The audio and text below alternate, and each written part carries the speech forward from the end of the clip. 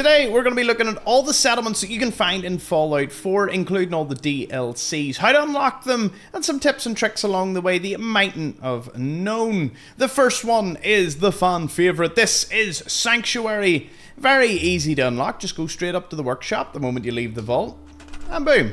This is now yours to do whatever you want. The best part about this place is it has all of the workbenches. You just have to find one or two of them. We've got the weapons workbench right away. We've got a power armor station as well as the armor workbench hiding behind here. Remember that you can scrap entire houses, yielding you tons of steel, wood, concrete, and rubber, and you'll be needing a lot of that.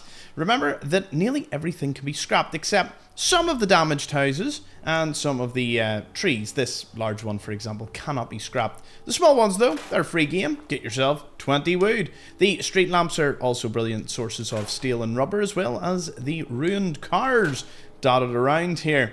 Each of the houses have some unique items that you can find, safes, and crafting gear. The main one that you want to visit when you're in this settlement is your own home. You'll get a Grognag the Barbarian sitting over here, as well as the special book, your special, which you can pick any of your special stats to raise them by 1. And of course the companion Codsworth will be here. He doesn't become a companion right away, but he will help you clear the bloat flies to make sure that you can secure the place. Now, let's get down to the details. You want a cooking station and a chemistry workbench. Now, in order to get both of them, all you have to do is wander a little ways south behind the chem dealer house. If you go inside, there's a little terminal detailing all of the customers that this particular person had. And you can find the chemistry station. You just store it, take it back over to the other benches, and you've got them all together.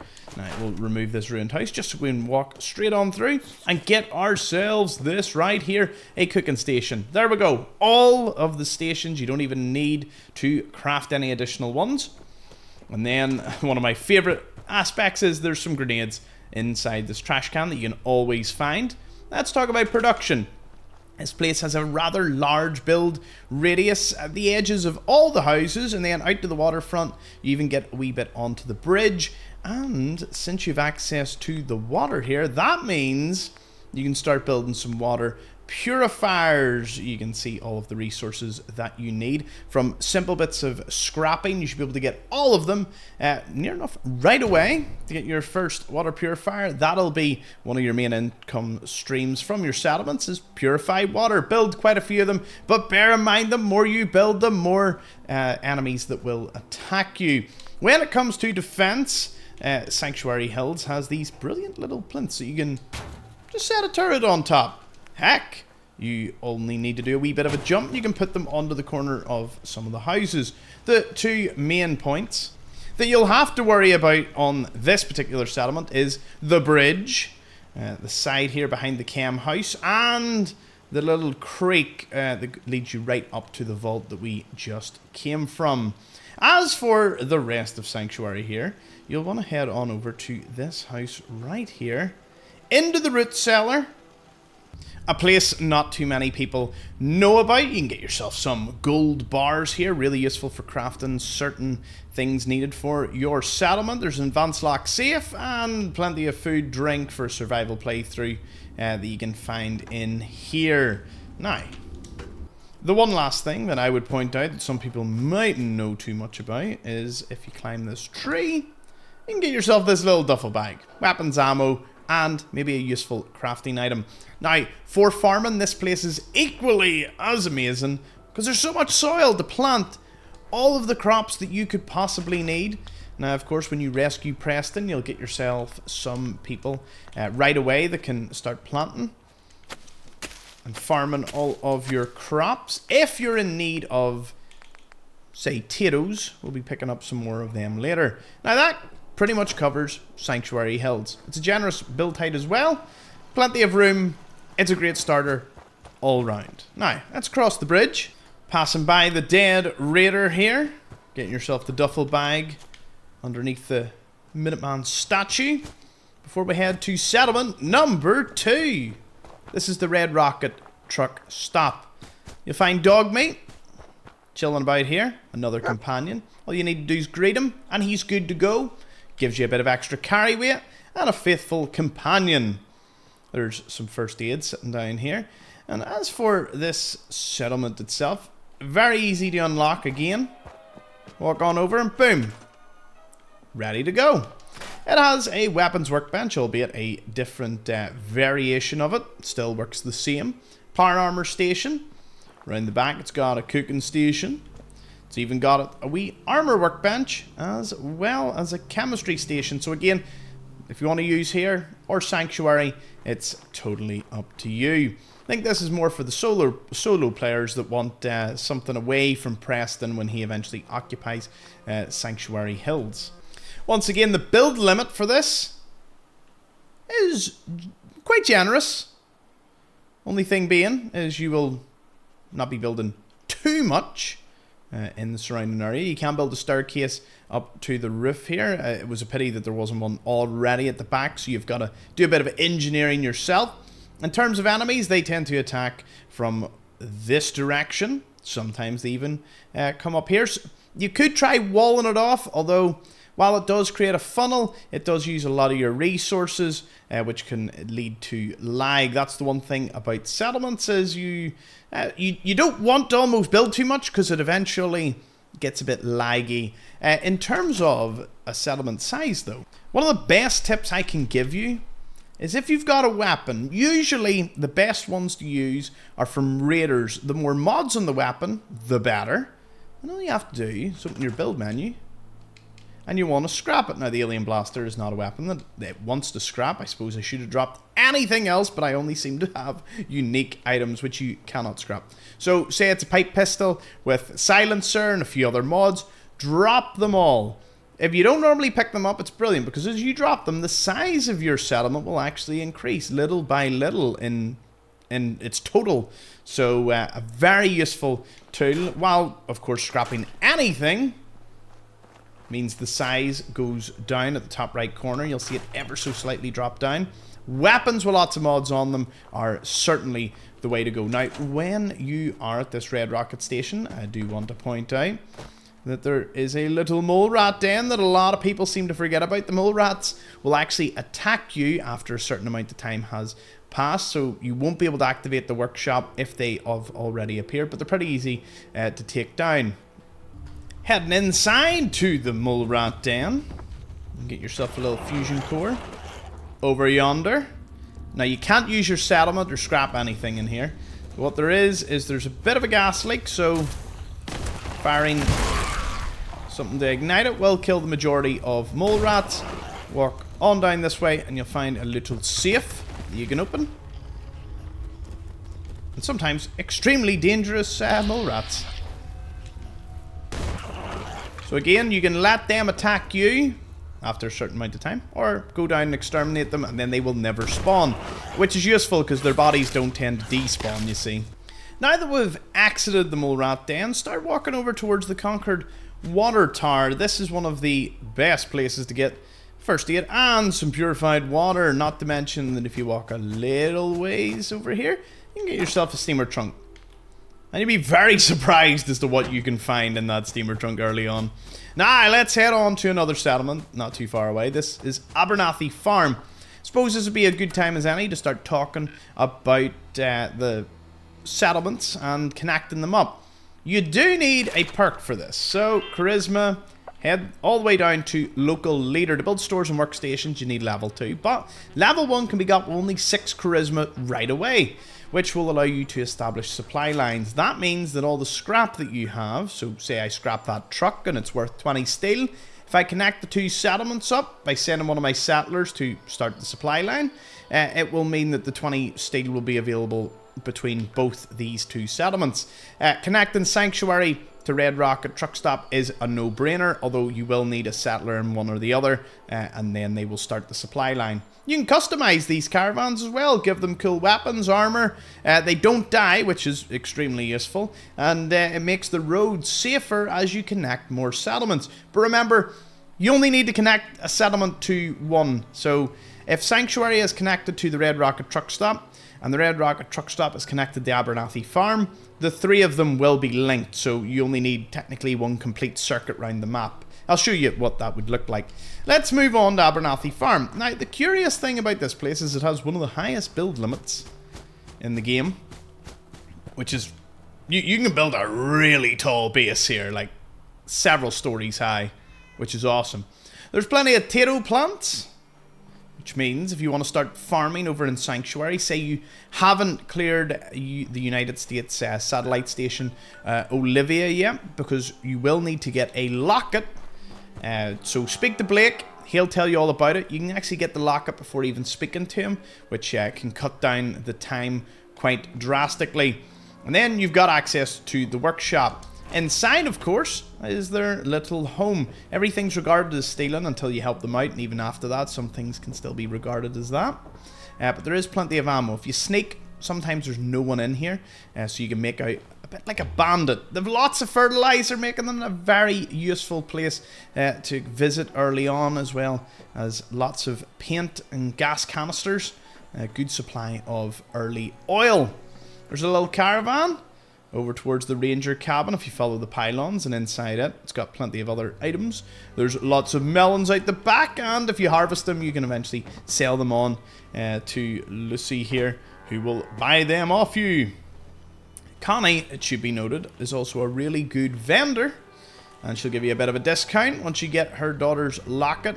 The Brahmin here will also be producing fertilizer, so that's a really useful tool in your arsenal. Now, if you want to unlock it, you need to get the locket. So I'll show you exactly where the locket is quickly.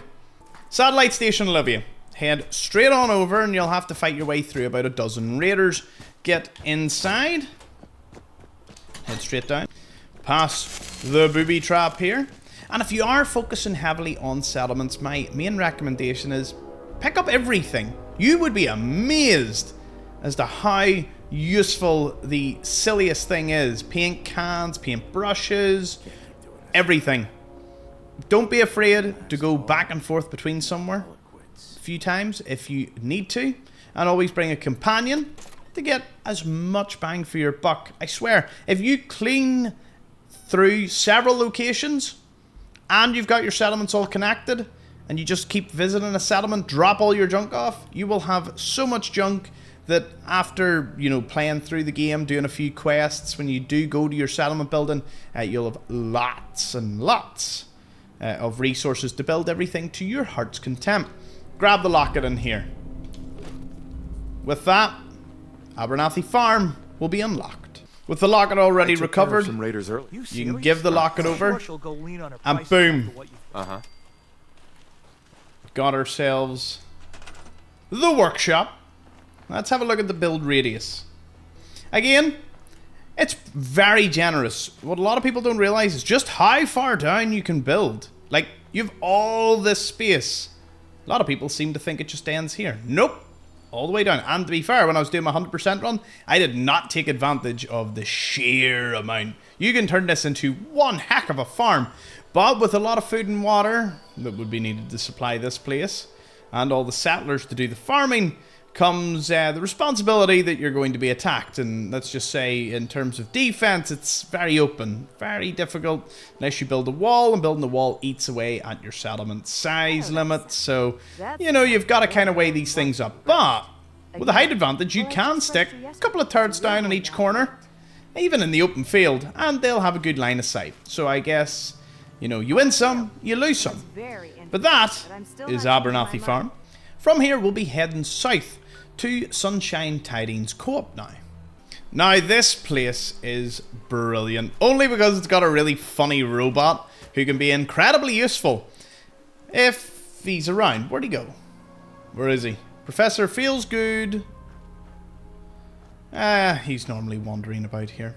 Anyway, if you need him, activate this terminal and you'll get full control of Mr. Handy, although he does despawn after a while, so unfortunately he's not a permanent one, but he'll always be here until you unlock the terminal and you tell him to go on a little bit of a patrol. He'll go around and he'll start clearing them out one by one with you, so if you need to take out the ghouls, which currently occupy this space, he'll do that just for you. Now, let's head up here and avoid the locals. You may need to deter them a little. An appropriate amount of force may be used for entering into here. You'll find one of my favourite comics in the game. Permanently collect extra meat from animal kills. It's awesome. Honestly, for a survival run, amazing. For a normal run, very good. The industrial trunk will have some items in here for you. And in order to claim this place, all you have to do is kill all the feral ghouls. That means 2 in there. There's a couple in the mess hall over there. And Professor Feelgoods has now appeared. Whoa, man. He's just got really cool dialogue. I really enjoy his company. Now, let me show you some of the cool things around here. With it unlocked, we can have a little look around now. The main thing I want to point out is if you need some concrete in order to make a simple water pump, the cinder blocks here are extremely useful for that, because I was scouring the place for concrete at one point, and thankfully that was pointed out by a viewer, and it's very useful. Scrap everything else, you'll have a cooking station sitting over there, as well as a chemistry station for you. Again, not all of the stations are available, but it does give you a good start, as well as an open area to build from. Now, let's have a look at the radius, as well as some other things that you might find. You can't scrap the silos, they have to stay, as well as the wee ranger houses. Now, the good news is, inside of all of them, you can very simply put a few beds. There's some already there. You've actually 7 once you unlock the settlement. And there's some settlers who will automatically just sort of show up in the nearby area. A little bobby pin box out the back here. And then inside the mess hall, you've got a few more goods. This one sitting up on the table of all places. Once you've scrapped a lot of the trees, wood won't be a problem for you here. And again, like Abernathy Farm, this can sustain a large population. If you go all the way over here, you'll see a little tent with a raider. Occasionally, a legendary radroach will spawn there. Try your luck. There is a random encounter that spawns over next to this van here. In this case, it's someone with a fridge. I've seen quite a few of these pop up recently. It's quite the cool encounter. Then the other unmarked location nearby of note is this little shack. Far outside the radius, once you raid the chest, a few raiders will pop up and you'll have to take care of them. Now let's have a look at the radius here. Stretching behind many of the ranger cabins. It's not super large and doesn't have the highest build limit, or height limit in the game. But still a lot of space for you to get started on your little own commune. Next up is another fan favourite, and my personal favourite, Starlight Drive-In. Now it comes with a few quirks, a few things that could be better, but it's got a lot going for it. Large flat area, once you get it down to a solid foundation. And a few dangers that I learnt in my permadeath run, like this. Bottle cap mine. One of 2 problems that you'll find here. The other bottle cap mine is found sitting over by this skeleton. Although, sometimes it doesn't spawn, which is really strange. So, be careful when you're in the area. There's a novice door into the shed, where you can unlock the workshop. But, if you don't want to unlock that, you can just go grab the key. The key can be found over here, inside of the remains of the cinema screen, or the projector would have been aimed at. There's actually a few other novice doors. Let's live a bobby pin and a dream. Oh, imagine I'd done that live in this video. Nice. So moving in, lots of resources for you to collect. A little Nuka-Cola Quantum Fusion Core. And the key's not in here, the key's actually up top. Just wanted to show you through here. You can put some beds in once you unlock the settlement. Be careful of the mine. I could ruin a lot of people's days. You don't want that to happen to you. You'll have to kill all the mole rats, of course, if you do want to use the settlement. This just gets you into the settlement. Plain black suit. That's actually quite a rare find. Now, the rads emanating from this little puddle in the middle is irritating, to say the least. And even when you remove all the barrels, it can still cause NPCs and caravans to die if they linger about that area. So I always build some foundations above to keep them away. And we've got our workshop, but we need to clear all the enemies before we can get started. I will say this. On occasion, one of the mole rats will get stuck underground. This has happened to me twice. Always save. Try and lure them all out before you let that become a problem. I believe that's it all unlocked for us now. Nope, as I said, you gotta be careful. There's another one. See, they pop up here and there. And now, of course, we can make use of it. The limit is all the way around the rear of that building. So you can build on top and you can build inside of it. Scrap all of the cars and especially the radioactive barrels. You don't get any radioactive material, funny enough. You only get steel. And there's a few things like these billards and all that you can't remove. It is irritating, although you can, with some force and power armor, move them. Well, move the ones that have fallen down. The ones standing up and up there, they're just going to be a pain for you. But you can build inside of here. So, certainly a useful thing to do. Oh, watch out for the makeshift bomb. Another thing that can try and ruin your day. You could cola cherry. A few things here and there. Lots of junk. Again, pick everything up. You'd be silly not to. Run over, dump it all into the one place. Seems the previous occupant here. I will leave him be out of respect. And let me show you the outer limit. One thing about Starlight Drive-In is it has a random encounter location that spawns frequently right there. In my case, it's just some ragstag does, but it can be children of Adam fighting, it can be a death claw, it can be any number of things that you'll have to take care of. There's also this little suitcase and some gear for you to take. Not too bad. Now, Starlight can be connected up to the likes of the Red Rocket truck stop. Or, again, if you're going around, you can just connect them as we are finding them here. So connect it to Sunshine Tidings Co-op over to here. And you could go to our next one, which is Tenpines Bluff. Let's head on over there.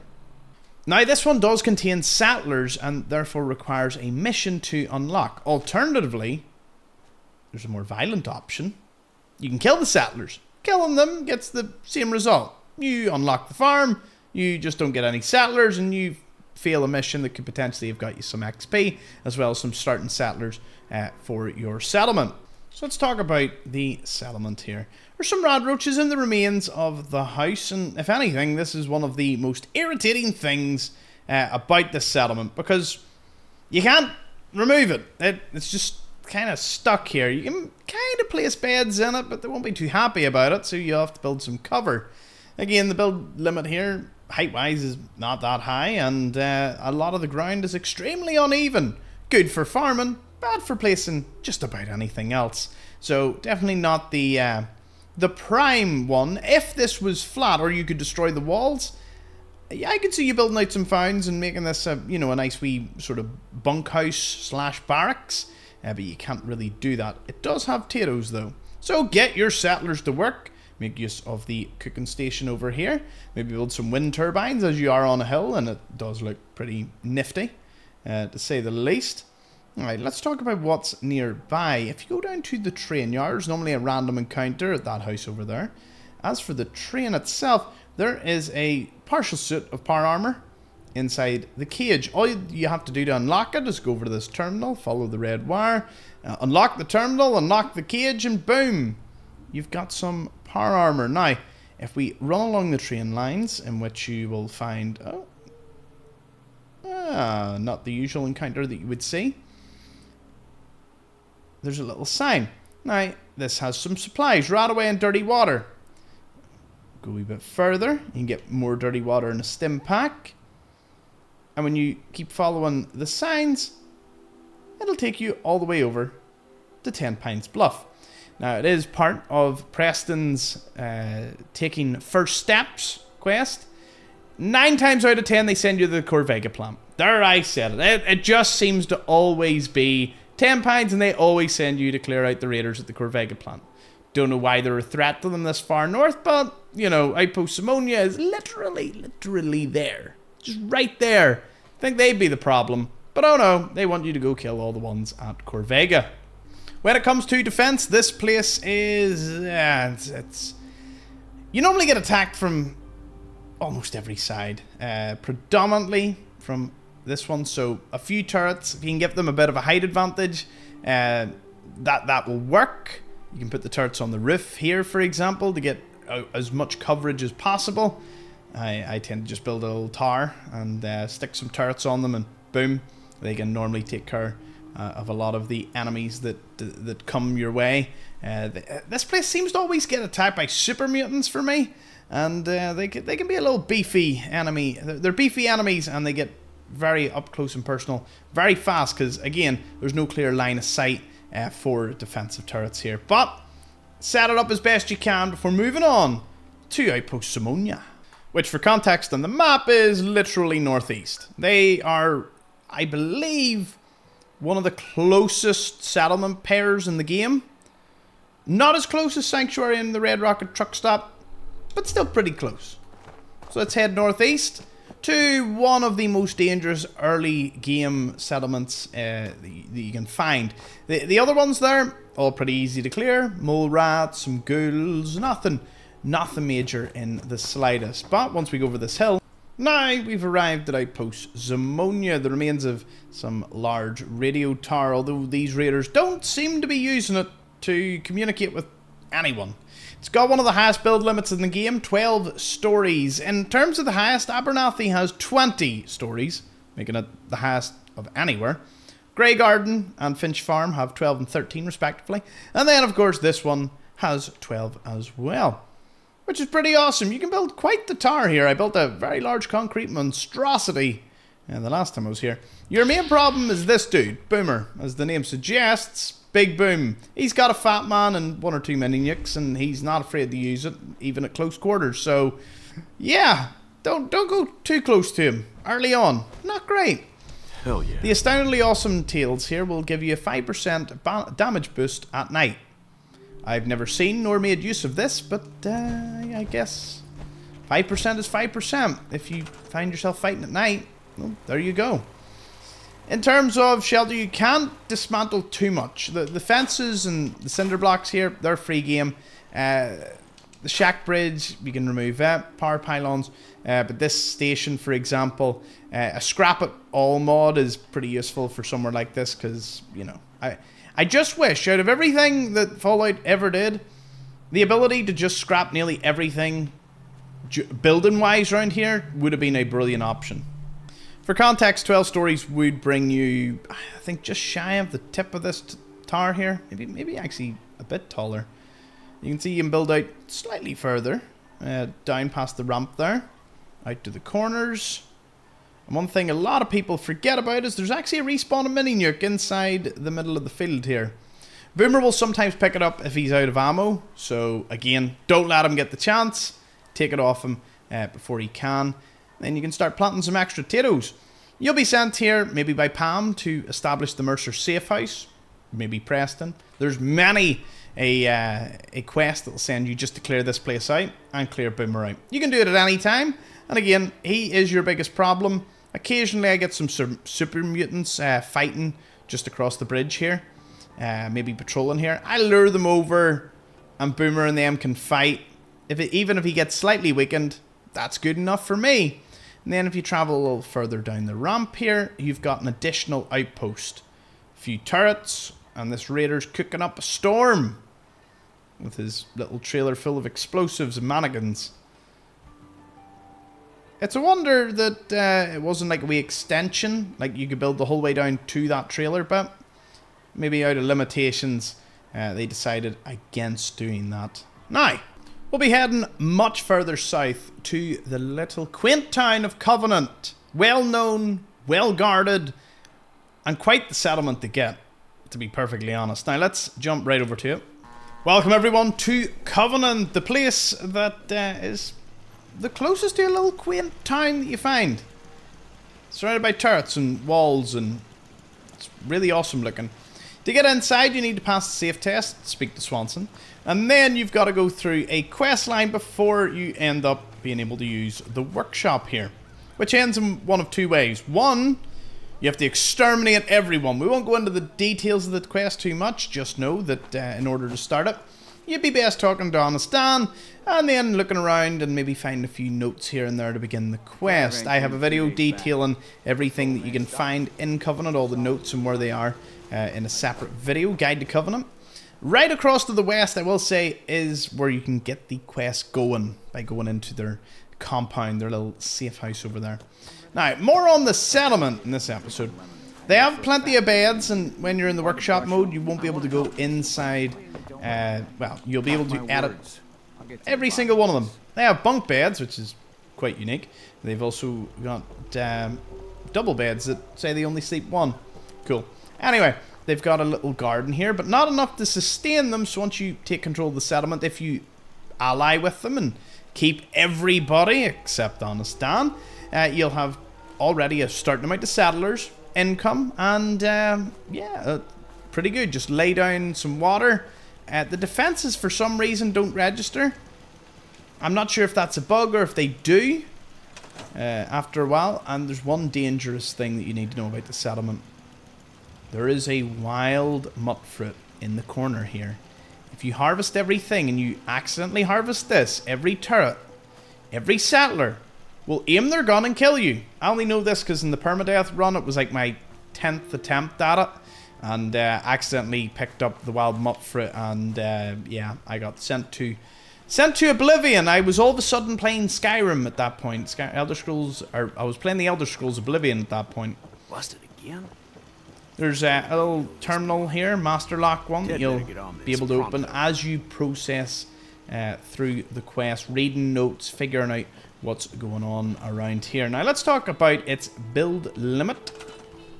Other thing that should be noted is you'll want to buy the unique helmet and the unique weapon off of this trader in here, because if you don't and you kill everyone, well, you're not going to have access to that. Yeah, so be careful with her. In terms of the limits, there's not that much beyond the wall here that you'll be able to build. You can build over it, so if you build a little staircase and a little platform, you can, you know, extend the settlement ever so slightly.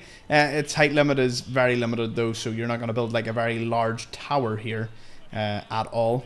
One thing that I do want to point out is there is a vertibird located over here, and draining away the water, there's a suit of power armor sitting beside said vertibird.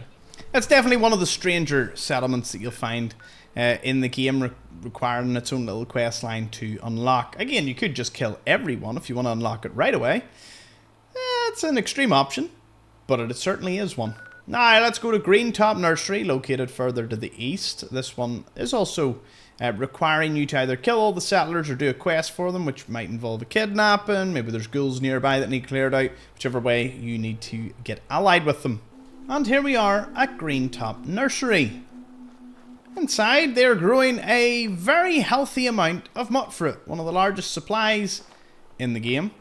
Plenty of fertilizer, although everything that you can take is regarded as stealing until you ally yourself with the settlement. And don't try to sneak it. For whatever reason, they seem to have some sort of heightened sense of perception, and that if you steal anything, the settlers instantly know. I learned that the hard way, so now you don't need to. Of course, they can't if they're dead. So that's an alternative. Got a little cooking station out here. They have a supply of water and a large supply of food.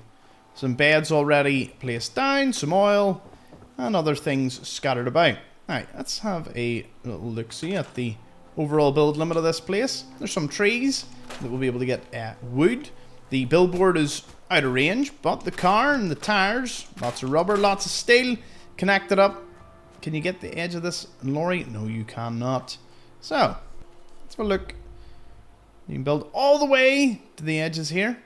I will admit, in all my runs, this is kind of the most forgotten settlement. There's nothing too amazing about it. I normally just set it up that every mutt fruit is farmed. I maybe double the supply in here. Add maybe a shack or two, some extra beds. Stick turrets on the roof at each corner. Maybe on each corner of the greenhouse. I call it a day and I leave. Put some more water pumps because there's no actual source of water nearby. And that pretty much is Greentop Farm. I wish there was more that I could really say about it. But in all my runs, it's just not one that jumps to mind, ever. Like, ever. Now, the Medtech Research Station is a little further south from here, and you might be wondering, well, what on earth does that have anything to do with the settlement? Well, this is just something that I found not that long ago, and I feel you need to know about it.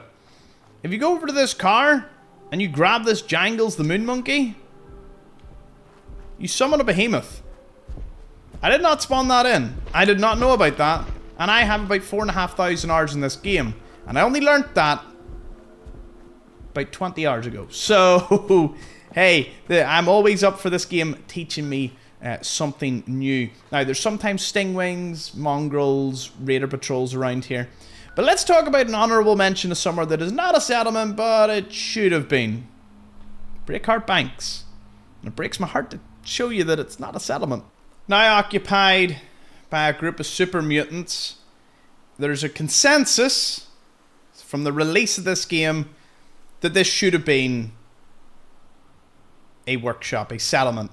The workshop probably should have been like here. It would have had a good build radius, I'd imagine. All the way down to its little radio tower over here. Plenty of cars to scrap, wood to scrap. Like, you would have been able to place a few beds. It has a weapons workbench as well. Like, cook and spit. This place has all the makings of a settlement. It's even got a settlement icon.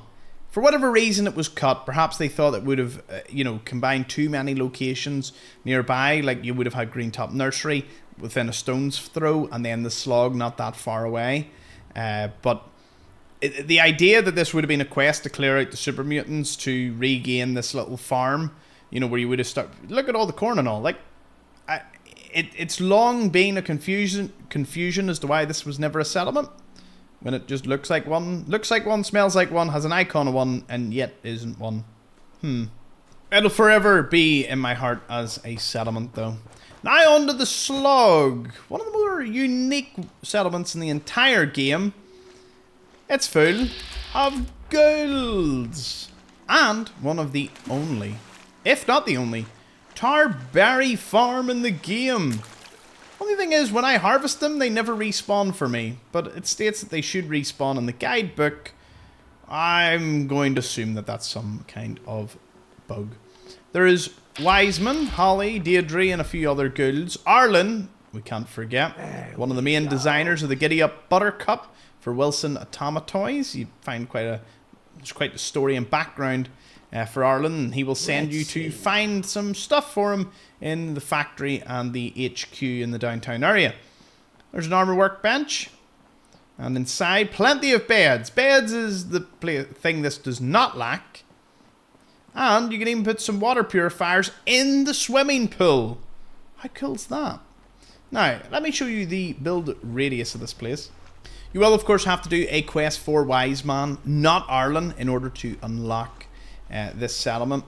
It has so much food already being grown. It can support a full population of people right away.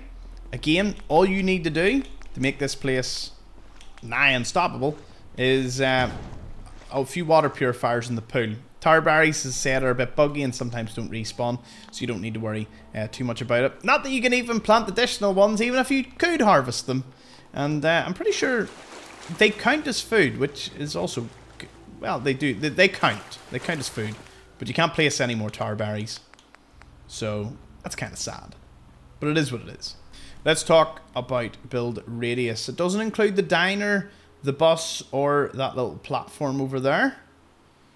But it does include the large farm, the pool, this flattish area. If you take away the fence and all the things, and if only you could take away that tree, this is really good for placing some founds. Alternatively, what I've done in the past is I built a little makeshift staircase up to here, and I kind of just build on the roof. I don't need to build too high. This doesn't have the highest build limit in terms of height, but using the roof up here, you can get quite a few shacks down. So again, potential choice.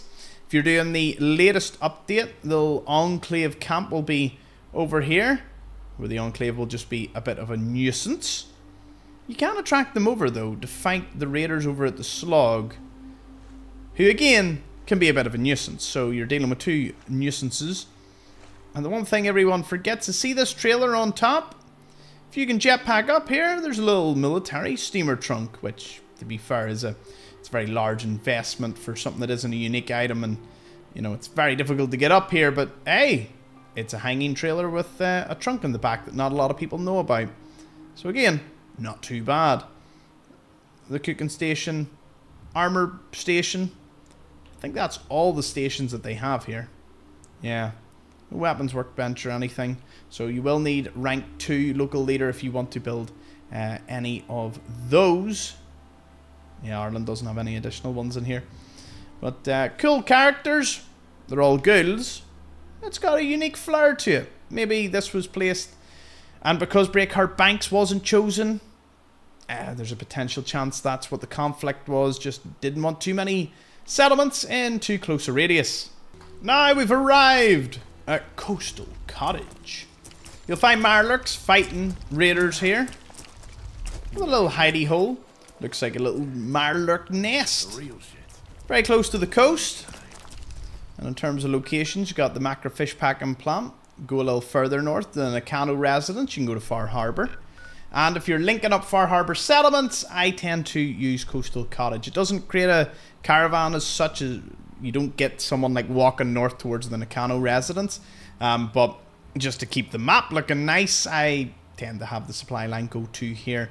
Then I connected up to the Slog, and then Greentop Nursery. Now, we didn't miss out the Taffington Boathouse. We'll be returning to that a little later on. And then the closest one here that we haven't been to is Kingsport Lighthouse. Now, talking about Coastal Cottage, it has nothing going for it.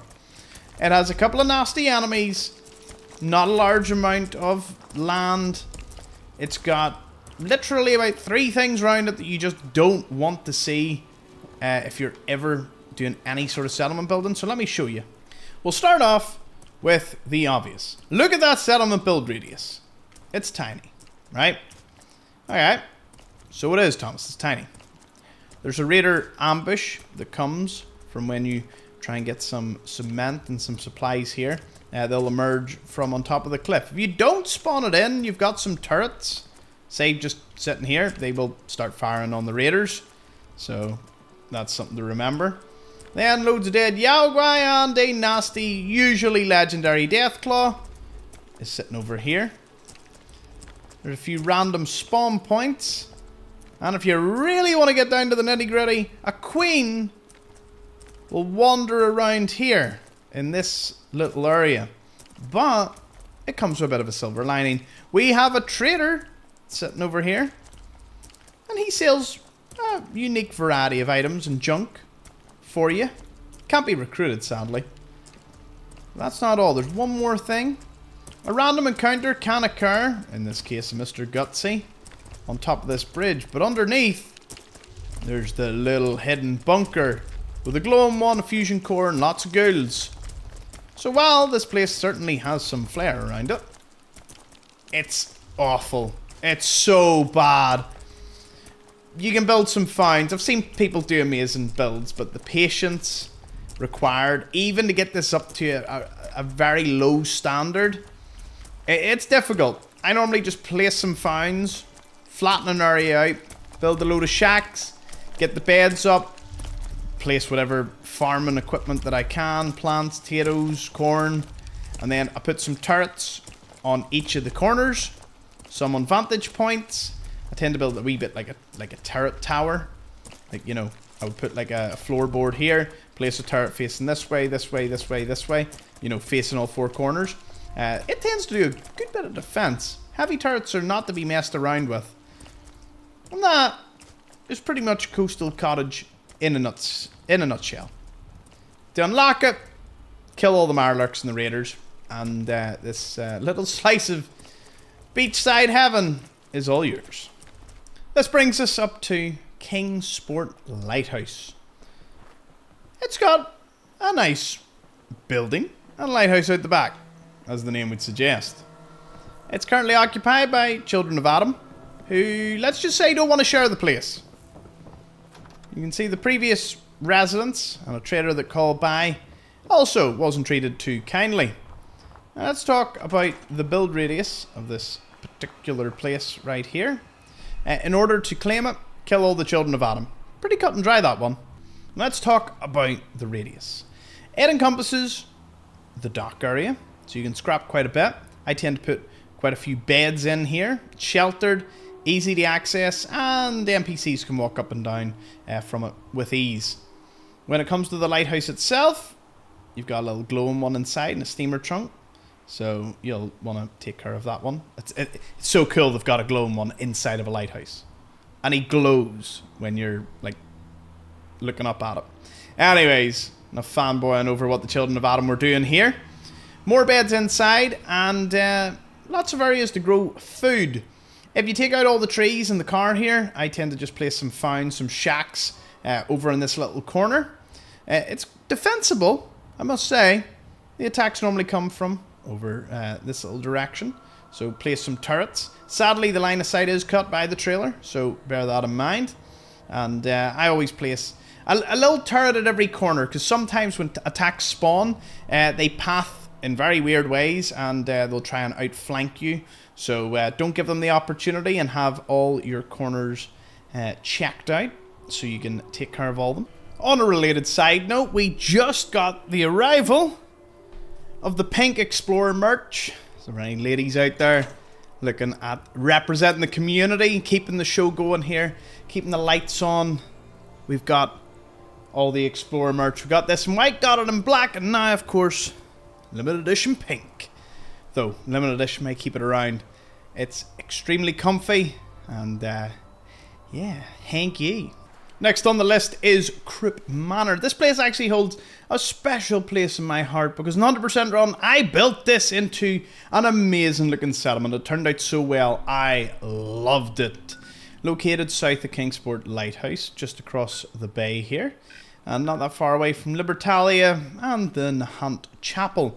In order to gain access to this particular house, you need to kill all the ghouls. Now, I know, that sounded obvious, but there's a basement that you need to clear out, and the basement's a master lock. Now you might think, what, master lock? There must be a key. You're correct, there is a key. Guarded by, and you're never going to guess this, it's guarded by a bloated one, or a glowing one. I suppose it depends on the level, although I'm going to say it's a bloated one. And then to get in, you're going to have to kill a few more of them. I'm pretty sure the dresser has the key. Got it. Yep. So the bedroom key is in the dresser. And the key you're looking one is...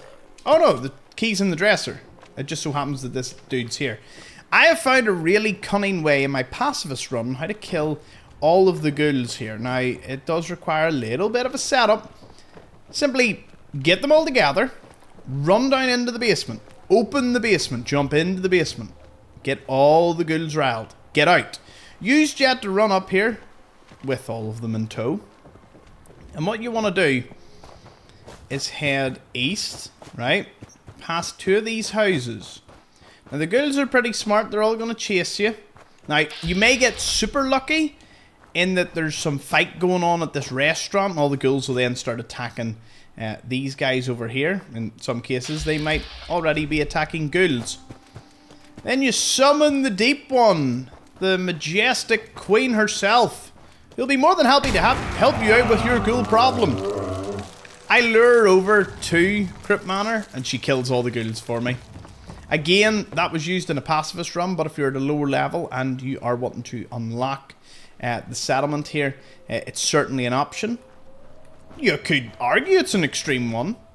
I wouldn't. I would say it's a cunning idea. So let's talk about the build requirements for this particular place. So we're assuming you can get to see the whole limit here. It's not a large one. It's actually more like a circle as well. But I was able to build quite a great place just around this statue in the middle here. I built a few raised platforms, connected it over to the house, placed a load of beds in the house. It was kind of like the, you know, it was kind of the the bunkhouse was the main building. And then out here, I built shops, I built a bar area, flamingo bar. It was beautiful. Then I set up some turrets and guard posts. Guard in every direction, but they mainly attack from up here. So, yeah. But again, like with all spawns at all settlements, they will sometimes path around to the path of least resistance. So set up turrets in every direction and you can't go wrong. It's also got an abundance of wood. Again, another location where wood's never going to be a problem for you. And if you're looking at anyone that sells particular shipments, I will also be detailing some of that later on in the video. Abernathy Farm is a very good location for such an endeavour. The red rocket over here gets an honourable mention as one of my most popular YouTube shorts I've ever done. If you need a sniper rifle and the use of a weapons workbench or an armour one, head on over here and you can get yourself the sniper rifle just sitting. It's normally sitting right there. I guess I picked it up in this run. Huh. Who would have thought? Anyways, we're moving on to our next one. So from Croup Manor, there's only one logical place to head to next. Finch Farm, located south of Saugus Ironworks. Let's go. Now, let's have a little chat here about Finch Farm.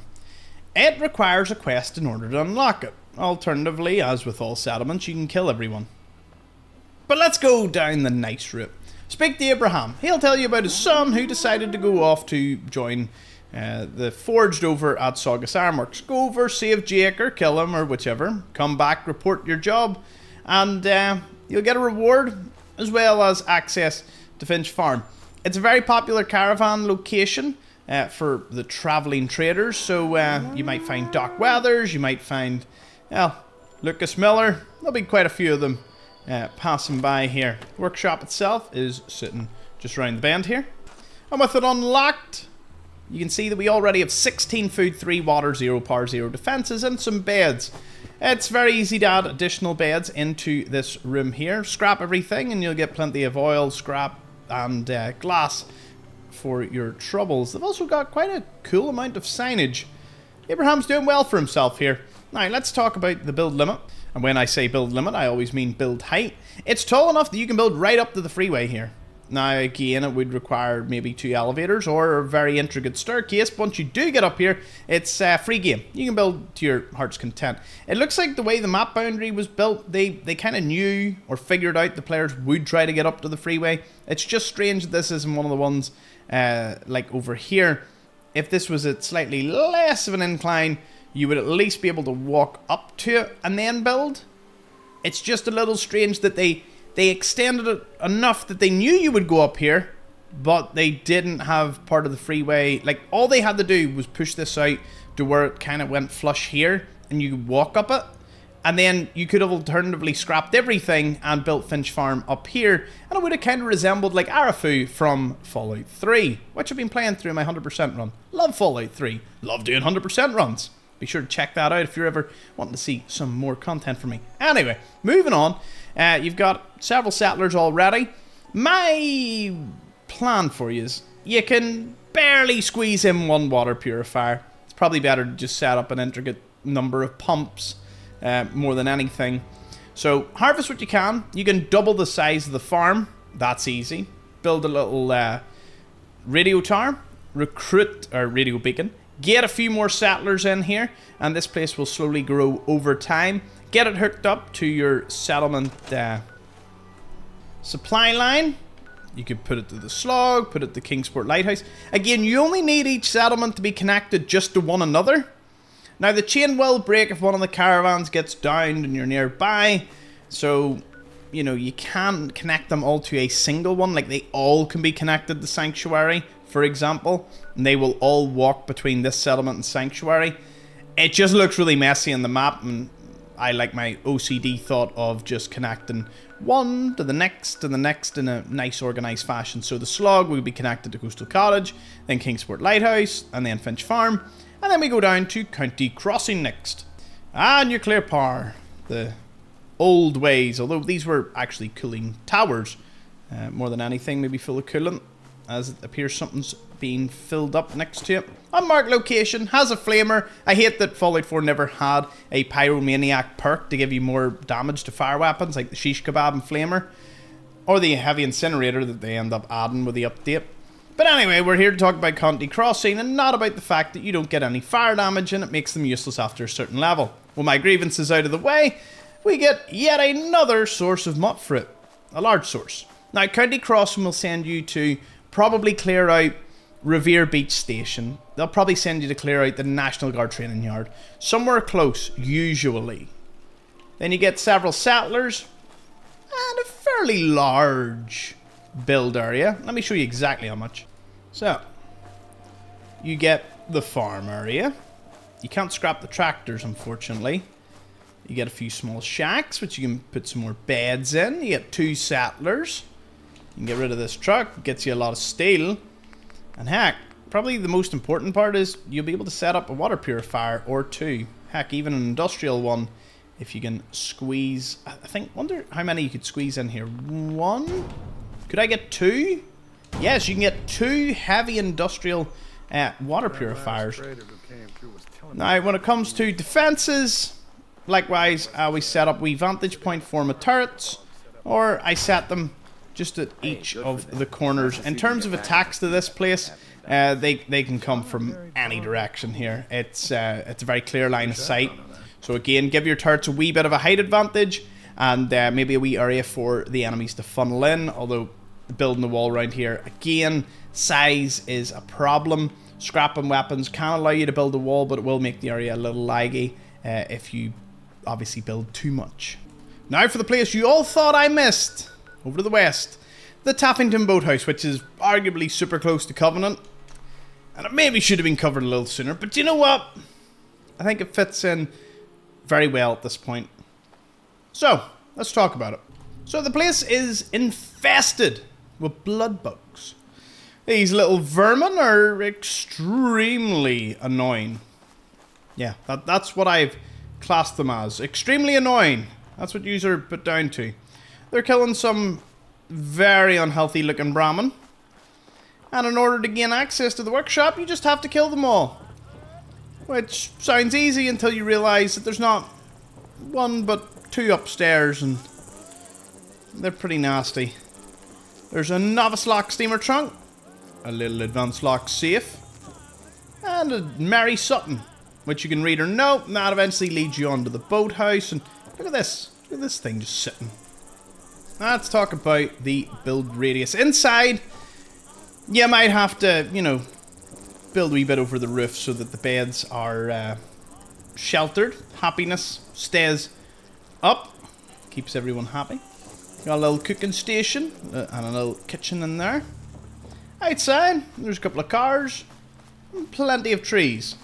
You have access to a large swath of the river here, which means you can place down water purifiers, making this a powerhouse for you. Now, swimming into here. Do be careful setting the traps off. They made sure that no one was going to get in here without a bit of a fight. Duffel bag and scrap everything inside of here before swimming back out. In terms of defenses, I just stick some turrets. Do the standard thing. Got some heavy machine gun turrets. Do a little jump. And you can set them like that. Beautiful placement. You never tend to get attacked from the rear in this one. Like, there's not really aquatic enemies other than Marlurks, but they don't really attack. So, set up a few turrets here, and you'll get a 180 degree out in front. Be able to gun down anyone that tries to be extra silly. Then connect it up to a caravan. Taffington's a really good stepping stone if you don't have Covenant yet. So you can set it up to maybe Tenpines or Outpost Zimonja. Blood bugs aren't the worst thing. They're just really annoying. They're tedious and annoying. And if you continue all the way down, there's a little unmarked location in the Malden drainage. Getting you quite a number of supplies and bringing a wee bit of information as to what happened to the Sutton family who used to occupy the Taffington Boathouse. So, A little bit of a story going on there as to where all the blood bugs came from, because there's an unusual number here. Obviously something has happened. Next up, we've got Nordhagen Beach. Let's go. Nordhagen Beach. Not Hagen. That triggers a few people. A beautiful spot. Scenic, out of the way, very defensible. Let's talk about what you can build. The limit is pretty vast. If we take the camera, you can see you got plenty of the waterfront. In my 100% run, we built the foundations up a bit and had quite the settlement. One of my pride and joy was right here. Scrap everything you can on the beach. There isn't actually too much to scrap. Some driftwood here and there. It's probably best you set up a supply line or bring a heap of materials in order to start building around here. Good sized farming plots, some gourds. You can plant additional mut fruit plants, potatoes in a small radius around here. Again, foundation will allow you to build shacks or anything else.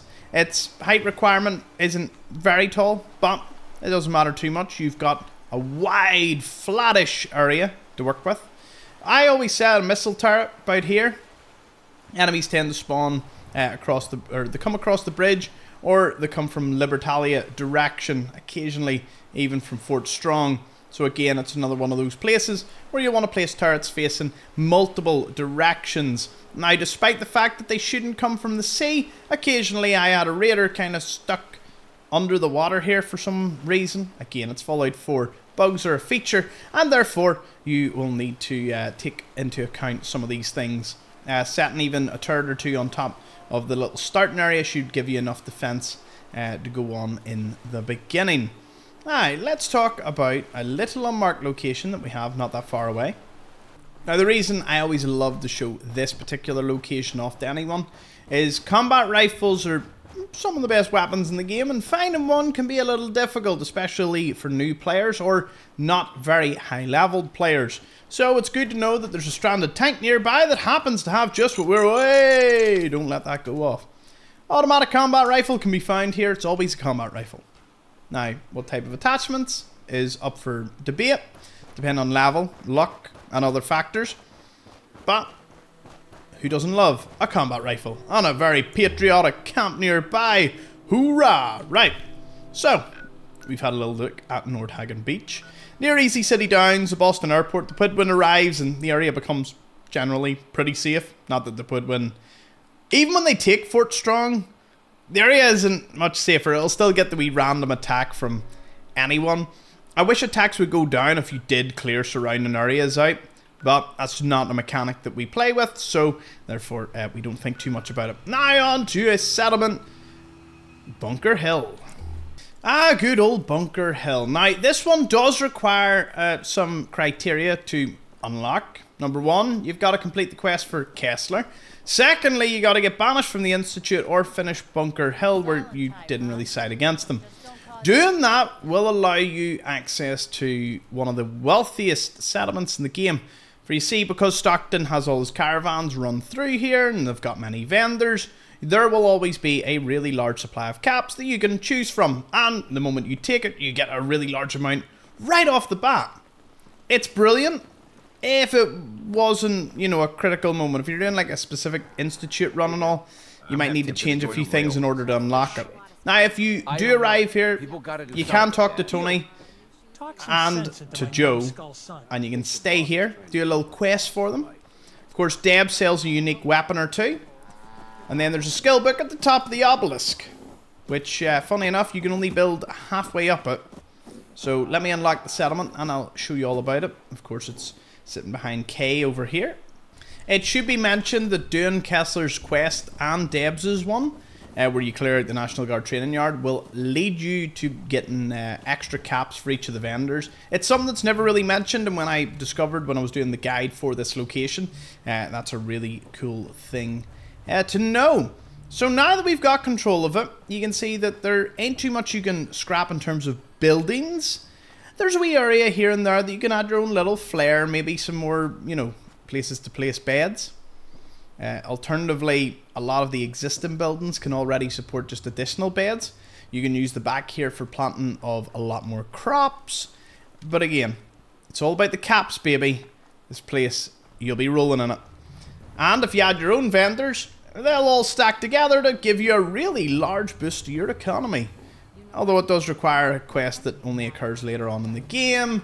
And as I said, you can complete it, I believe, with the Institute, as long as you come back and speak to Kessler. I thought that actually meant that you couldn't take this over, but apparently that's not the case.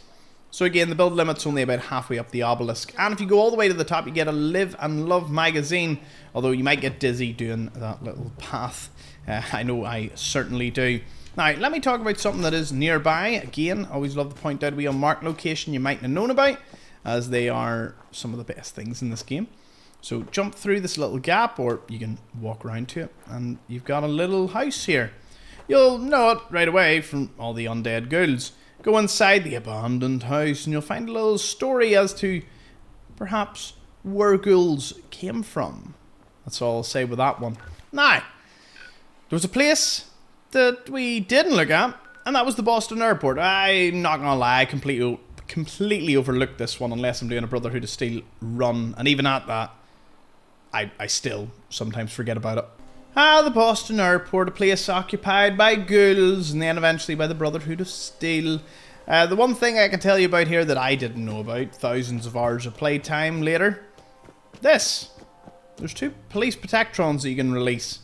They can help you against the Brotherhood if you're attacking them, or they can help clear out the ghouls. Either way, they're useful, and they do a wee bit of a light patrol route, and well, with the Brotherhood, they're actually not that useful. They're like 2 shots away from death. Instant death. Now, let's talk about this sorry excuse for a settlement. Right over here, once it's unlocked, you get literally this square. I think only a couple of stories in height. Now, scrapping them will give you some cloth, the rugs, maybe some of the wood pallets, but that's about it. Forget about turning this into too much of a thriving community. I don't even think you can build plant. Maybe you can. Let's see, if I go over to miscellaneous. No, you can't even build garden plots or anything here. If you need water, I suppose you can place maybe one of them down here. Or you'll have to do like a powered pump. And again, there's only a few places in this tiny airport for you to really get your teeth into. It's mainly just used for the Brotherhood of Steel to build the, the thing to get you into the Institute. That's essentially what it's for, more or less.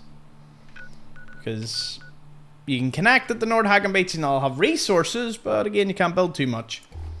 I've never been attacked here, so I don't even know where the routes are. If I had to take a guess, I'd imagine they probably attack from this direction.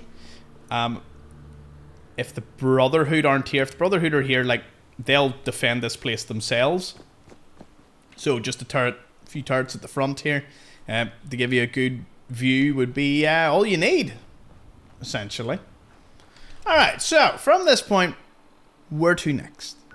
Well, you have 2 choices. One, we go further south, which takes you to the castle, the old headquarters of the Minutemen. Or you can go a little further inland to the likes of Hangman's Alley. We'll be doing that later. Let's go straight to the castle. Big and beautiful, that's what the castle is. Or at least what's left of the fort. Now, in order to actually gain it from the Minutemen, you need to kill all the Mirelurks. And then eventually the Mirelurk Queen that spawns. Once you do, the vegetation gets cleared, the Minutemen kind of sweep the place up. And you'll have to kill all the eggs as well. It unlocks a bit of unique dialogue with Preston when he asks you to go and sort it out. There's also an issue of guns and bullets, which will give you permanent crit damage for your ballistic weapons. Very, very cool looking comic as well. Now, let's talk about this place. It's already got a few... clinic. It's got a clinic. We chem station. Yeah, as you walk about, all the Mirelurks will start spawning. Plenty of beds, and if you want to get down into it, you can clear some of the rubble here. And it gains you access to some of these lovely rooms. It is hooked up to a pre-built water purifier, so you don't get any rads from actually drinking from the sinks. Pretty neat. There isn't too much junk around here. Connecting it to supply lines probably the ideal route, though the tunnels will be a very useful source for that. In order to gain access to the tunnel, you'll have to get Ronnie Shaw recruited in, and that's after you take in the fort. After you take the fort with Preston. Yeah, there's a lot of Marlurks wandering about here. You'll need to be very careful. The good news is that it's very defensible. Albeit, its only limiting factor is the build size. You guessed it. Lots of room. Let's pull it up so you can see the actual build limit. So you can get lots of water purifiers down at the edges of plenty of this. Plenty of the walls here. There's also some destroyed artillery, giving you heaps of gear, screws, springs. Oh yeah, there's the wee pre-built one that's connected to the sinks. And you can actually connect up to the inbuilt system of power conduits. Get a generator nearby and all the lights inside will flicker and turn to life. It's great. And then you'll be able to excavate into the tunnel site, which will then in turn give you access to the armory over here. The armory, of course, once you come out of the tunnels, you can press that button. That'll unlock it for you before moving into one of the best stocked rooms in the game. It's got turrets, it's got a fat man, it's got ammunition, mini nukes, grenades, supplies, everything you can need for rebuilding the place, as well as a lot of mods for your laser musket. Remember, the body of water that's more like a pond also can be filled with water purifiers. This place, if you combine its defensive nature as well as the fact that it'll be manned by a lot of Minutemen, and if you assign them to guard posts, they'll actually walk along the wall tops. It's really cool. You can also kind of fix the gaps here with foundations and building up walls, but it can be very buggy. I don't tend to do that. I tend to just get turrets galore around the outside and some pointing into the inside of the courtyard. Enemies just get shredded when they try to run up any of the gaps. Maybe block off a doorway or two if I'm feeling extra brave and I really want to funnel them through one entrance. Although if I was to recommend one, it'd be this one, because you could set up a lot of turrets. Provided this is, well, if this is up actually, you need to move the turrets over a bit. In terms of attack vectors, they normally spawn from the likes of Ivan's Diner, or occasionally from over the more southern entrance. Brilliant place to take over and get set up. Plenty of flat building space. Again, a lot of this gets repaired and fixed, and all the eggs get moved, so it's lovely, flat, lots to go on. Get it connected to your settlement system and you'll be laughing. Be your Minuteman fortress of solitude right here. Now, there is the Warwick Homestead nearby. I was going to say the Adam Cat's Garage. I wish it was a settlement. That would be such a neat one. And Spectacle Island. I love Spectacle Island. Let's go have a look. Spectacle Island easily has the largest build space of any settlement in the entire game. Nothing comes close. Like, not even within like 50% close. Now head on in. You'll be able to pick yourself up a mini nuke right away. I'm going to give you a bit of a flying tour around this beautiful island that used to be a billionaire or a millionaire. I suppose it would need to be a billionaire given the state of the economy and the resource wars. So, let's have a little fly around. You can see that the place was already set up. Some plants, Brahmin pens, some settlers were setting stuff up. They had plenty of supplies they were raiding out of this lovely barge full of, well, just about everything. Scrap everything that you can around there. You can set up water purifiers and whatnot. The only difficulty you'll have is you will not have the size capacity to defend every inch of this place. I normally use it for farms, so I would build like a massive gunner farm, like right here.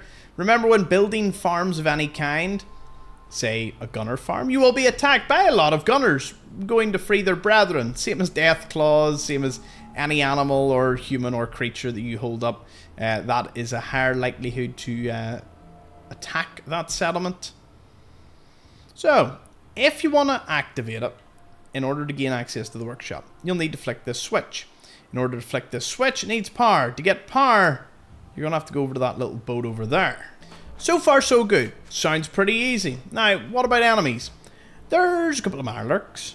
Marlurk kings that'll start swimming out from the bay here. Let's see if we can attract them.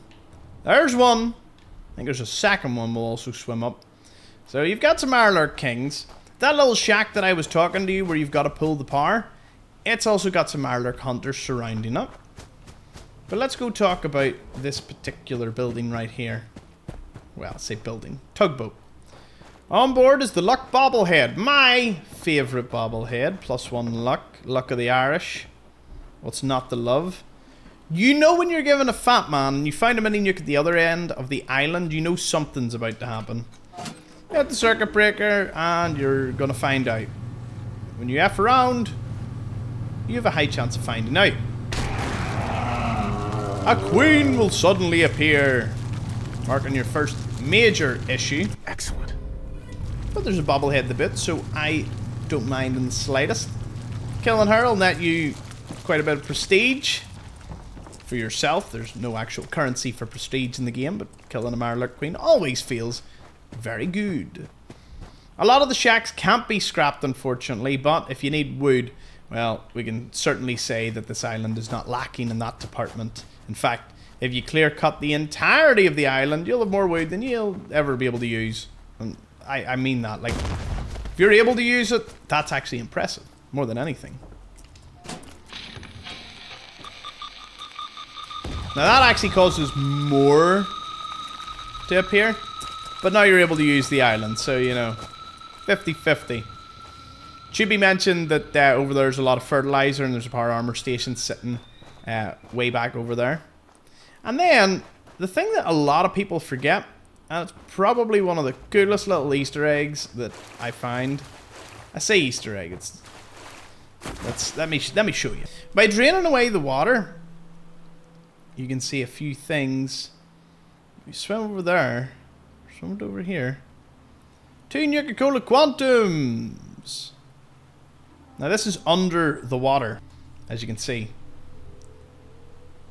But not one, but 2. Then there's a little floating settlement sort of island thing over there. It's on some sort of concrete stilt. It's completely abandoned, and if you use it as a player home, you're one brave person. That's, to say the least. Warwick Homestead, with all its various pipelines, or as it used to be called, the Nut Island Treatment Plant, is over there. Heading to it next. As you're swimming over to the Warwick Homestead from Spectacle Island, remember that in between these 2 locations is this. You may go, oh, but Tom, there's nothing here. You brought me over here for a camera and that's it? No, I brought you over here to get that feel-good feeling when you dive in here. You swim to the bottom and you get met with a lovely industrial trunk for the taking. As you emerge, you see Warwick Homestead. That's why Aqua Boy is arguably one of my favourite perks. A must-have pickup. Because I know there's so much under the water that you can get. Therefore, not having any rads or suffering from any rads makes this a no-brainer. Now, let's talk to the lovely people here that are definitely not synths. This place has it all. A massive amount of food. And a teeny tiny area to put some water purifiers. Nah, I'm only joking you. There is quite a lot that you can use. Some people totally forget about this. But you can actually use the treatment plants here to get your water purifiers up and running. Took me a few times to realize that this was the case. There you go. Plant them in all of the vats. And hey presto, you have yourself a really large source of water. You already have a few starting settlers here, and most of them are assigned to food. Between the potatoes and the mut fruit, I recommend the mut fruit because they produce 1 instead of the 0.5 of potatoes, so less, less required for more food. Always a good thing. Happiness levels here are always pretty high anyway. You can scrap a lot of the fences. Strangely, not the forklift. That explains why I'm not forklift certified yet. A couple of them will be unassigned, and yep, I just seen a marlark fly up to the moon and back there. It seems the Norwegian ghouls are having a lot of fun on the wreck of the HMS Northern Star.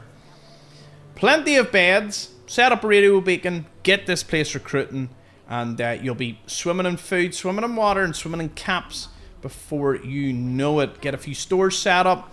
A lot of, well, let me show you the total area. So, as you can see, you get all of this. 2 large vats for all the water purifiers that you could ever want, and a fair bit of flat land out the front for shacks. Inside you can place a ton of beds, so beds are not a problem. So outside, place all your stores, and then double the size of your farm. Perfect.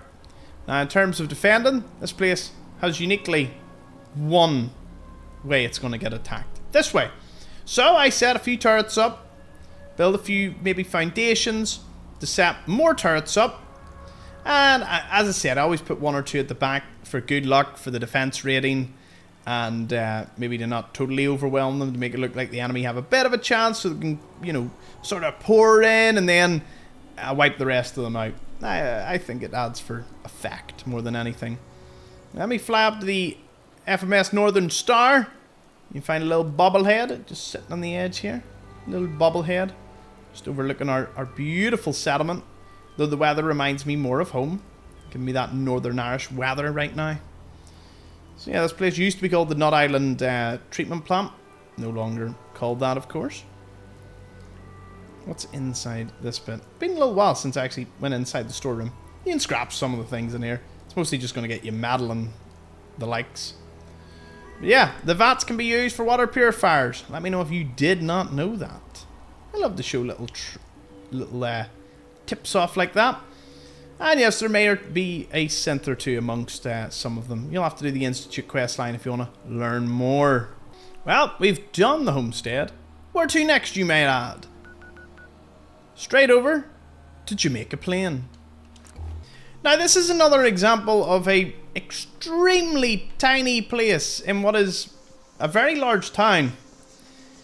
You would have thought you'd have got access to heaps here, but instead you just get one little teeny tiny section. Now all you have to do is kill all the ghouls. You don't need to unlock the treasure in the town hall or anything like that. Just kill ghouls. You get the power armor rack, and you get the workshop here. Activating it up, you can scrap everything, and you can see just how tiny this place is. And I mean tiny. Like, this is it. This is the extent. It's very difficult to build anything. The flattest area is the car park after you clear all the cars out, and even at that, because it's not a very high build limit or height limit, and because the only main building that happens to be somewhat intact, like that one's accessible, that one's accessible, this one, the only one that would need to be accessible to make this a useful area, you can't access. I swear, if they moved it to where you got the church, the building beside the church, and maybe a wee bit out this way, like the corner of the town, I would have took it more than this. And don't get me started about the attack vectors. Sometimes they come from Hyde Park, sometimes they come from the town itself. Occasionally, they come from over here, near the churchyard. I literally just had 4 turrets up here, and maybe some at ground level, just to kind of cover all my bases. Once you do that, though, yeah, it's alright. I mean, it needs a supply line. You ain't gonna grow all that much.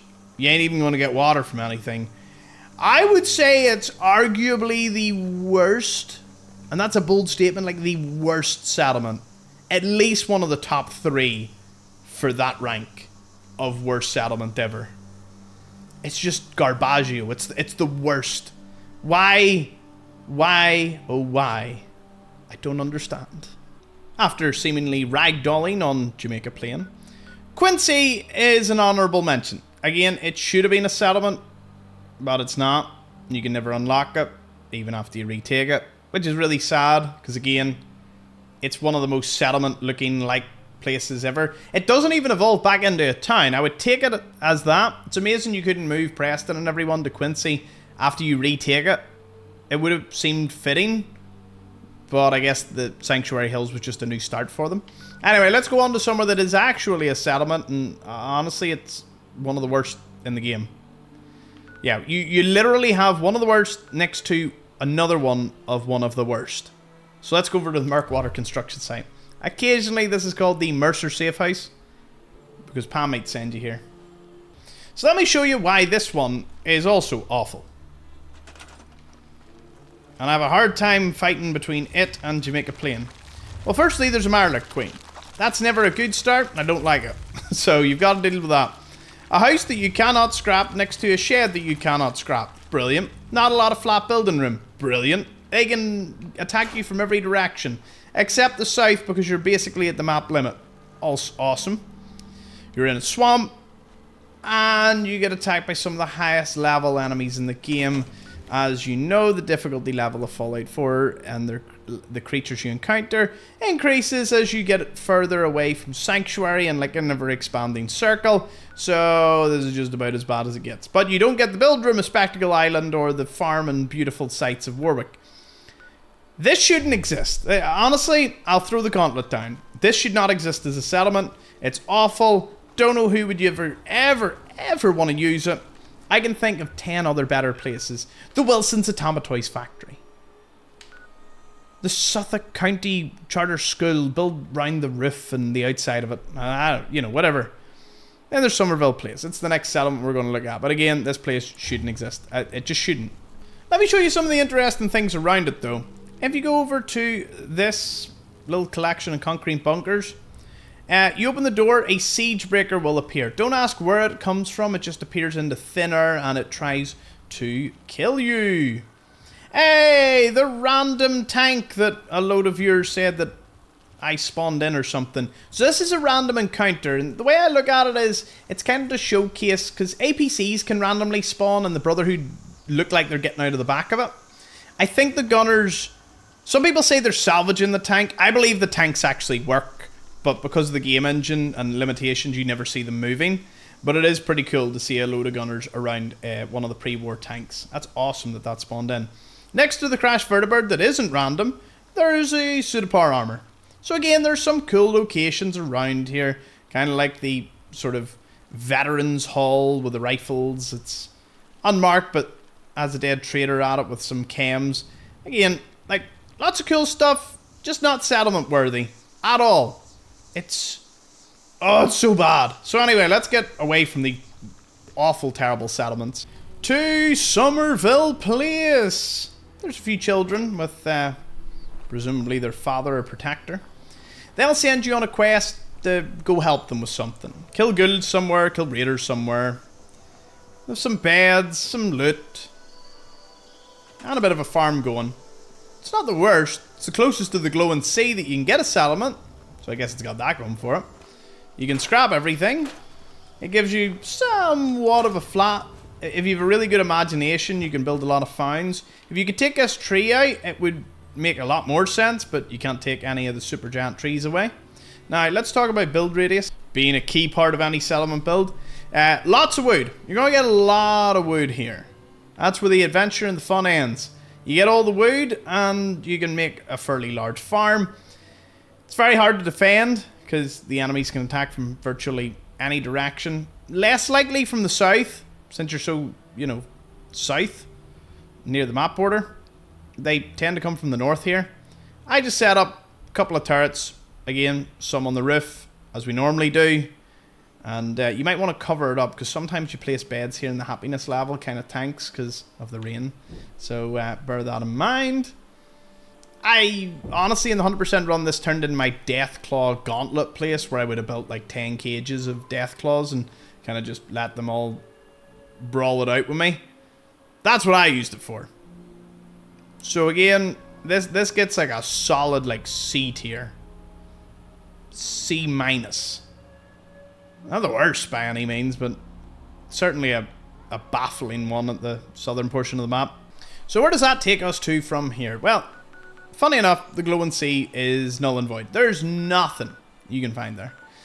No settlements whatsoever, so Egret Tours Marina is the next one, and it's a little further north. Now this one, I've got a lot of time for Egret Tours Marina.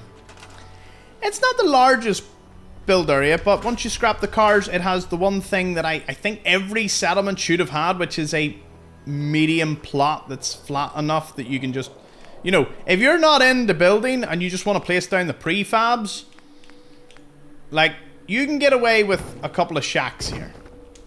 You know what I mean? Occupancy for about 4 beds. Oh, there's a bit of a rad storm rolling in. Now, what do you have to do to unlock this place? You have to deal with Phyllis. Now, Phyllis can be dealt with in one of 2 ways. You can talk to her, you can access her terminal, confront her, use a few charisma checks, try and tell her to join the Minutemen. You could also kill Phyllis. Either way unlocks you the workshop and gives you access to the cooking spot, a weapons workbench, and some other things dotted about. As for the warehouse over here, this bobby pin has been living on a prayer in this video. Even though I've God mode and I can spawn everything in, that's not an unbreakable bobby pin. It's doing the Lord's work throughout this episode. And you know what? For that, I can only say one thing. Thank you. Normally I do that at the start of a video, but you got it later on. Still got it though. Lucky ducks. Steamer trunk up here. You can scrap quite a bit of it. One thing I will say is the fishing rods contain quite a number of gears and screws. So be sure to scrap all of be sure to scrap them, get yourself gears and springs.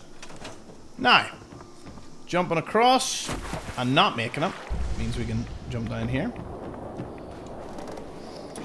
Get yourself a Nuka-world Quantum. Beware of the tripwire. Get yourself loads of random junk. Hot plates for circuitry, copper. This place used to be an area where they would have refilled their boats, given them the coolants. Seems all the boats ran on reactors. Miniaturized reactors. There's also a bit of a minefield that fills the setup, so be careful and mindful about that. In terms of the build limits, let's have a little talk. You get essentially all the way out to the edge of the marina. Plenty of water purifiers can be put in. You get all the way up the hill. There's a wee random encounter section up here. Sometimes rad stags can be a little more dangerous though. Again, setting turrets up on the roof if you're able to climb up, always a good start. Enemies can attack sort of from the bridge section over here and occasionally from this hill as well. So defense is sort of where this place certainly lacks because there's no clear line of sight or a way to funnel them in. You can build walls or keep some of the fences intact. On occasion, what some people do is they build founds, you know, like across here. And that gives them a bit of flat ground to work with. I suppose it can certainly work. Or you place the founds down and across. So you can kind of get a very large build area here by doing something like that. So yeah, not a bad settlement by any means. So from here, our natural progression takes us to Hangman's Alley. This one's one of the only ones in the city other than Bunker Hill. So let's have a little look at it.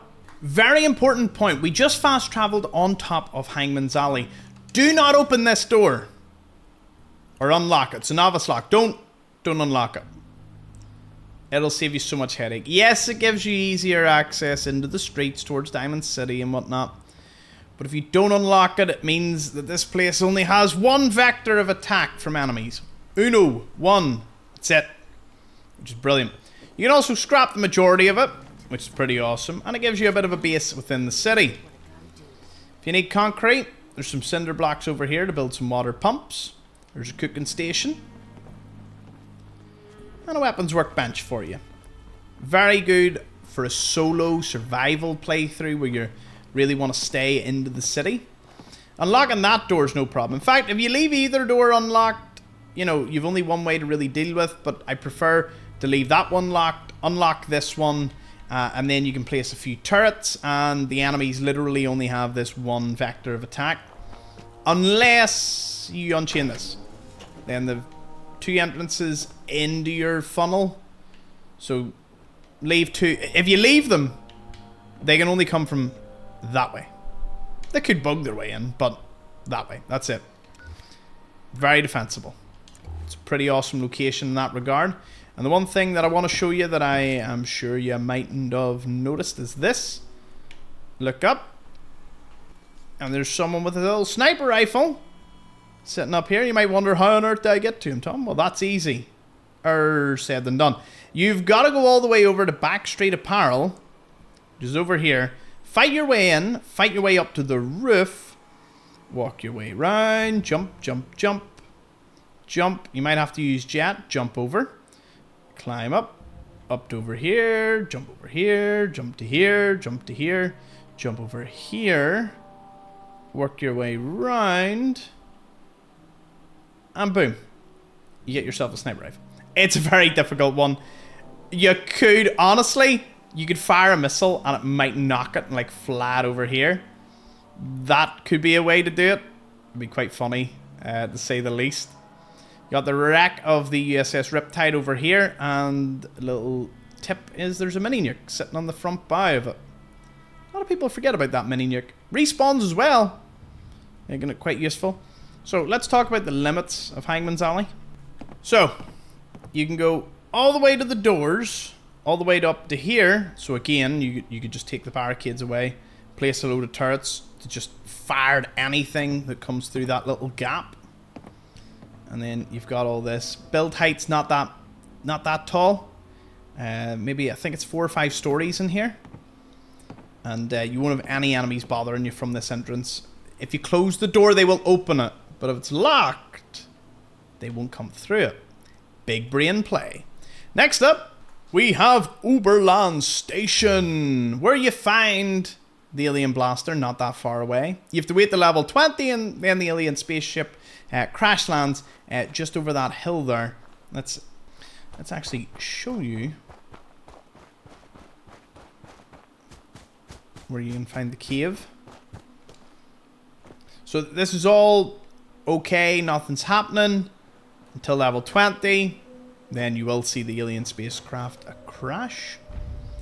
Then you want to walk over, and the little cave is just there, right there. Go inside, you'll find our little green friend, and you can welcome him to Earth.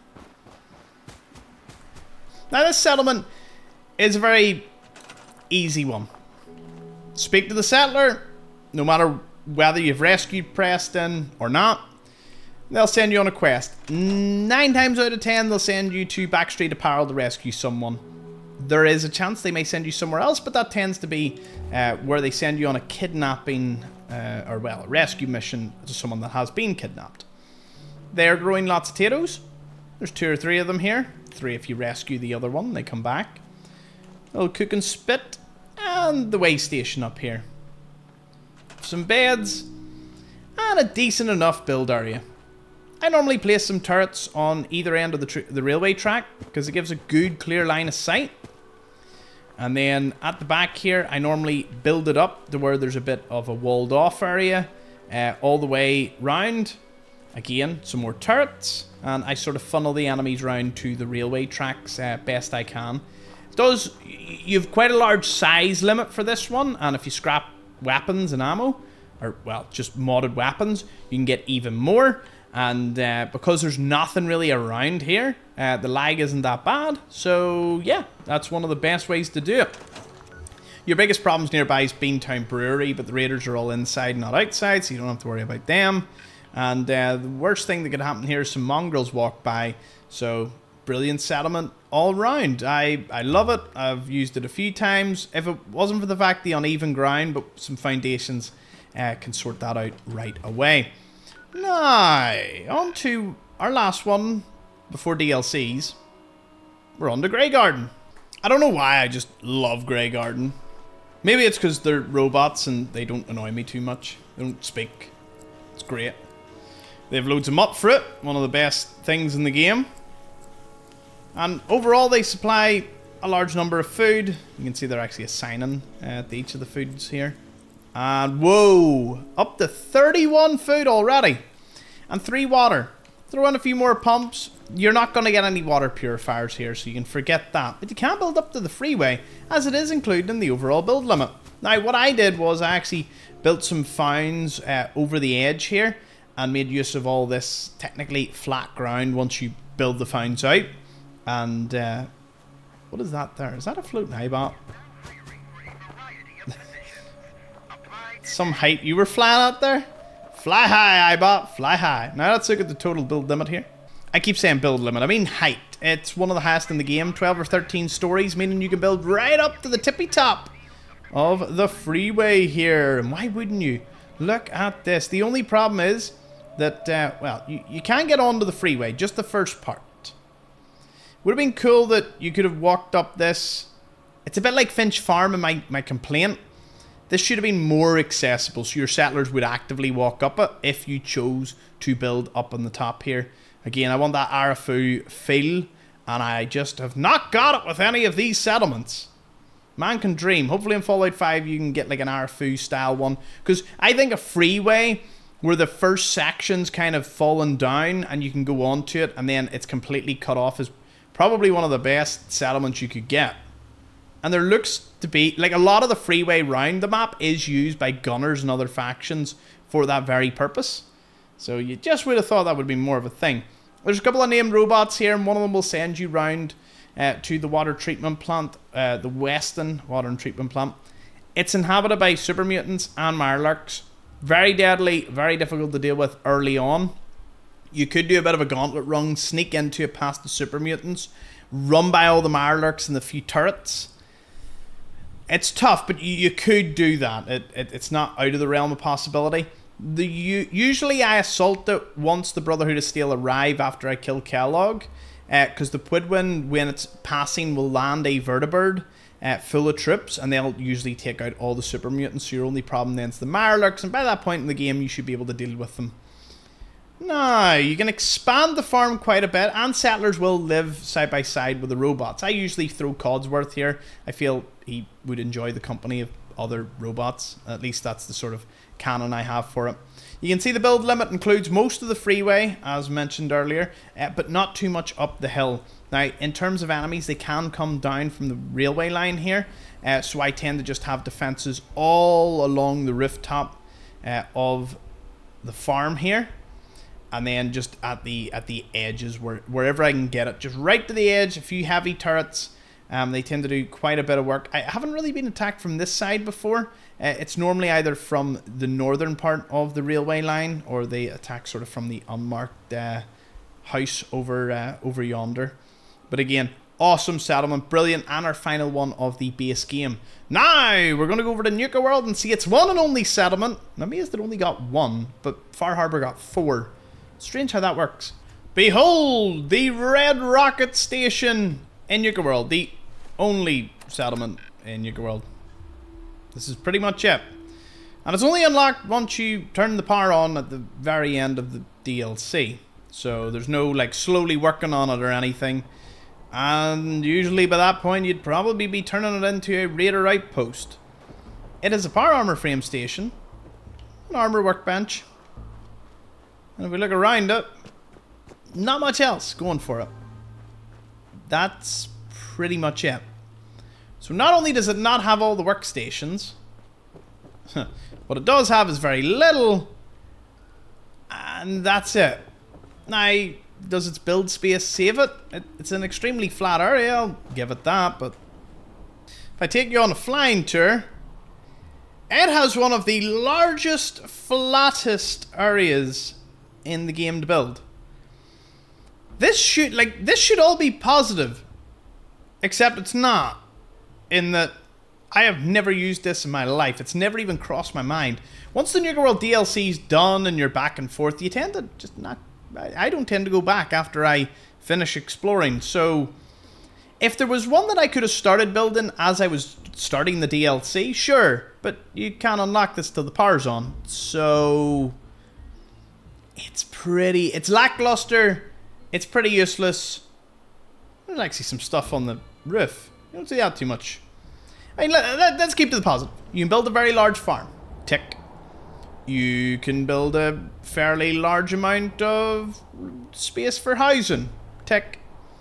And clinics and storage and all the raider stuff if you want to really get your teeth into it. Okay, so that's about it. Now, what should have been a settlement? Let's go down the honourable mention route. Well, in this area, Bradberton could have been one. Probably not the Morton residence. Honestly, the Vixen's Shovel Museum over here could have been one. The Hobologists over here, the Hobologists, once they moved on, or if you killed them, that would have been a good settlement. Even the Dunmore Homestead could have been a good settlement. This is a good settlement, but it's like too little too late. You know, at least in Far Harbour I can unlock some right off the bat. I don't have to do too many quests for one or two of them. So, yeah, it's probably the least used of the DLC, or of all the DLCs. I would say not too many people use it. Despite it being, on paper, a fantastic... If there was a red rocket like this, at this size, with this space, in the main... Like, if this red rocket replaced the Murkwater construction site, or Jamaica Plain, I'd be laughing. That would be the best thing since sliced bread. But no, this is what we get. So that's Nuka-world done. Let's jump on over now to Far Harbour. Now we're on the island once again. Longfellow's Cabin is one of the settlements, in case anyone doesn't know what they all are. Dalton Farms one. National Park Visitor Centre. And where is it? Where's our final one? Ah, there it is. Echo Lake Lumber. There are the four. Bish, bash, bosh. Bish. The only thing I don't understand is why the southern portion of the map did not get one. Like Cranberry Island, Southwest Harbour, heck, Brooks Head Lighthouse, like, all these are pretty, they're all really nice potential locations for a settlement, and we only get the four that I mentioned, which are all on the northern side. Strange distribution of settlements, but we move. Let's go to Longfellow's Cabin. Here it is, Longfellow's Cabin in all its glory during the daytime. Something you don't often see. Weapons workbench, workshop, and, of course, we've got the magnificent power armor station. Now, once you complete Walk in the Park, which is a little quest, where you take Longfellow up to Acadia and it unlocks his little settlement here. Let's talk about the build limit. It's huge. I remember building this in my 100% run. I had so much fun. Once you clear all the trees, and if you work with the landscape, you can build a really pretty, very satisfying settlement. Now, the enemies tend to attack from this boat down here. I had gulpers and fog crawlers and a few nasty attacks, so extra turrets here were very necessary. Although then some gulpers worked their way round, or they might have even spawned from the little land bridge, as you can see, over to the town of Far Harbour. But generous limit, you get the whole island, so you really can't build it across the whole way because the lag would be immense if you built every square inch of this. So I kind of stick just behind his cabin to the rocky bit and just down and around. I build all the farms and then I set up a load of turrets, some on the roofs of buildings, and that should deter any would-be attacker. Now, the thing I will note is you go a little further north, there's actually a little island. Has some enemies on it. It's got some wee sheds, and inside some supplies, and one that you can unlock a little further to the north, which is really awesome. It's amazing. Far Harbour looks so beautiful in the daytime. And you never see it. Definitely one of the more random of all the settlements is the National Park Visitor Centre, where Uncle Ken is currently set up. He's mined it and he's defending it and he doesn't want to leave. You'll be sent here to kind of persuade him to move on. But you'll have to help him out first by clearing out all the trappers and Yaogwai that'll descend upon per Uncle Ken. Finding him might actually be half the battle, but there's quite a few defensible positions to place turrets, So once you do unlock the settlement, like so, you actually dismantle some of them. I dismantle these so your turrets have a complete line of sight. And look at it this way. Boom, boom. Great coverage in every direction. You can see you can build quite a bit up the hill here. It's a very large footprint, I have to say. You can build a lot of beds inside the building itself. Wow, it actually extends the whole way down to the car park. Or the parking lot, whatever way you want to say it. I didn't expect it to go this far. I did build on it, but I never took the time to notice. Wow, that's a very large flat area of the car park. Oh, you can even take these away. Huzzah! Look at that. Look at that space you've got. Throw a few turrets up on top of that roof there and boom, you've got the defensible position of a lifetime. Amazing. So this location is located just beside the Cliff's Edge Hotel, Aldersea Day Spa, National Park HQ. Longfellow's cabin to the east. What I will say is there's a little Yao Guai always found lying over here. But beside him is an explosive box and a dead trapper. So, kind of works out. Oh, it's a glowing one too. Right, so, if you're talking to Casey Dalton, she'll send you at some point to her farm to kill a fog crawler. Very nasty one. Not shipbreaker nasty, but still pretty nasty. Doing so will unlock you the Dalton Farm. Now, the thing about the Dalton Farm is, again, it's a decent enough settlement. It's not one of the worst. I'll give it that. It's not one of the worst. Echo Lake Lumber, also a pretty good one. And there's the fog crawler that I was just talking about. These settlements are not that far away, and if you set up a supply line between the three of them, at least it makes the fog a little safer to traverse, or your caravans can become cannon fodder to everyone else in the area. Alright, let's have a little look-see at the overall build limit around here. Plenty of room in the water for water purifiers. This would be this and Longfellow's cabin, all the water you need. Echo Lake Lumber also has access to water as well. Clearing out a few trees, it's a bit mountainous, but if you go down to the beach and get rid of the debris, place a few founds, you can definitely make it work. In terms of enemy attacks, I never had an attack at the Dalton Farm, but I'd imagine they would come from the roadside, so you would say that you're pretty safe from the water. Place a load of turrets with as large a line of sight to all the inland routes, and you will be sweet. That's the Dalton Farm. What? You can remove the entire house? The DLC's got it right, people. The DLC's got it right. See, if you had that at Tenpines where I could remove that sorry excuse of a house and it left me with a good bit of, you know, a plot of land, I'd be over the moon. It'd be great. It would be one of the most magnificent things in the game. Okay, so Dalton Farm done. We're now going to head all the way to Echo Lake Lumber, which is it's a fair walk away, furthest one that we've done, and the last one of Far Harbour. I have a lot to say about Echo Lake Lumber. I love it. It is a fantastic location. Once unlocked. It's teeming with ghouls, and I mean, I wish you got the wee island bit in the middle, but other than that, I mean, it's got potential. You could flatten out a few areas, remove a few hedges. I can remove the barn? What? Honestly, I never took the time to build in these settlements and did not realize that you could actually remove entire swaths of this. Look at how flat this area is. I'm only learning this and I've played this for thousands of hours. I'm not a settlement builder extraordinaire though. I can remove trailers? Hot diggity dog. This is amazing. Ah, if I knew this, I would have used Echo Lake Lumber a long time ago. This is fascinating. So yes, the place is crawling with ghouls. I mean crawling, there's so many of them. So, work your way through them. Don't need to even lockpick the doors. Well, that's if you've got it unlocked already. And they're all withering ghouls. Lovely, lovely. There's also the special item, the Ripper, in here. Which is very nice.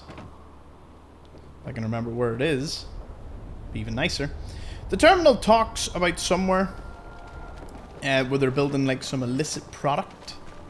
Ah, it's the harvester is the unique weapon, and it is in that steamer trunk. It just, I must have picked it up when I was doing this, doing guides for unique weapons earlier. Oops.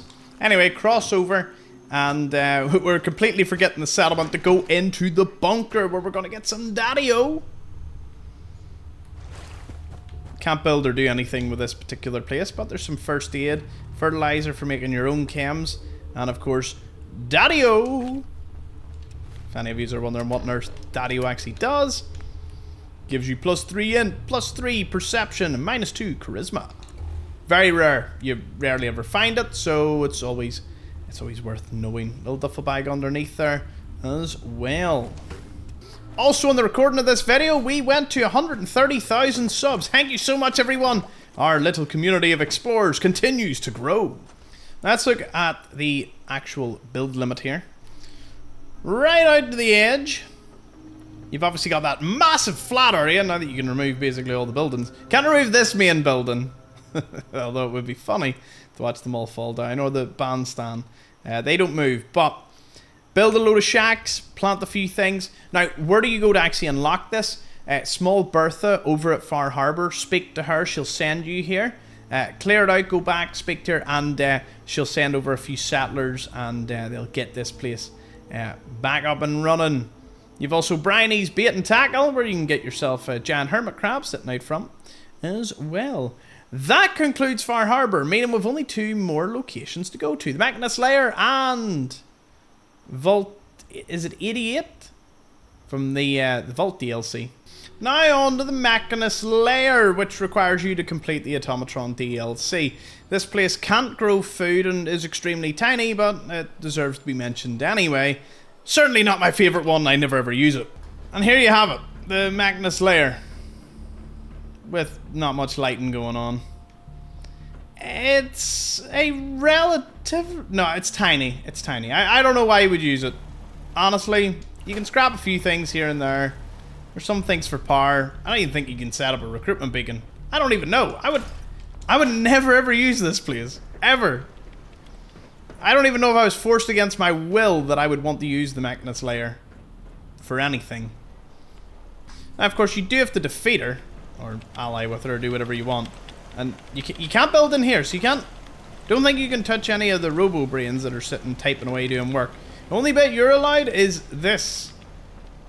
And you can take away some of the catwalks. That's about it.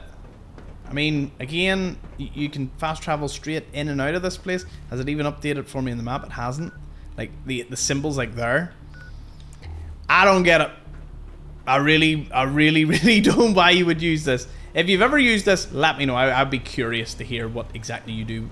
Maybe as like a player base. If you're like LARPing or something, as some sort of Mechanist player. Or you really don't like settlement. I don't like settlements that much. Oh, shock. I'm not a master settlement builder. I do the basics. Sim settlements is kind of the system I would love implemented for the next Fallout. Where, you know, you feed them supplies, they grow and do their own thing, and you place a plot, and yeah, that would be better suited for me personally. Let's go on to the final beast, located at Quincy Quarries.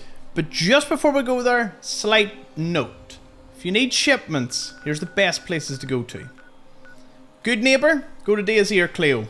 Brilliant stock of shipments for any major resource that you might be running out of. Next, you've got Diamond City Market. Go to Arturo or your lady beside him that's really paranoid. Again, shipments. Abernathy Farm has a few of the shipments for you. And that's about it. They're kind of the major players. Bunker Hill. What am I talking about? Bunker Hill. And then some of the merchants that come on later on in the game as you progress through the storyline. But they're the best ones to go to if you're looking for anything specific. So drop down into Quincy Quarries. You can just go through into Vault 88. I was right, it was 88. Now here's my little thing with this one. The vault doors were meant to withstand a direct nuclear strike. Your attempts to breach this facility are laughable. Yeah, let me in. Leave at once, or there will be consequences.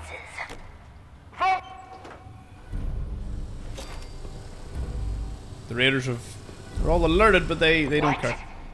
You have a boy? He's like, I don't need to worry. Wait. Are you Vault-Tec? Have you finally come to save me? Please. Open sesame. I'm trapped behind a mountain of rubble.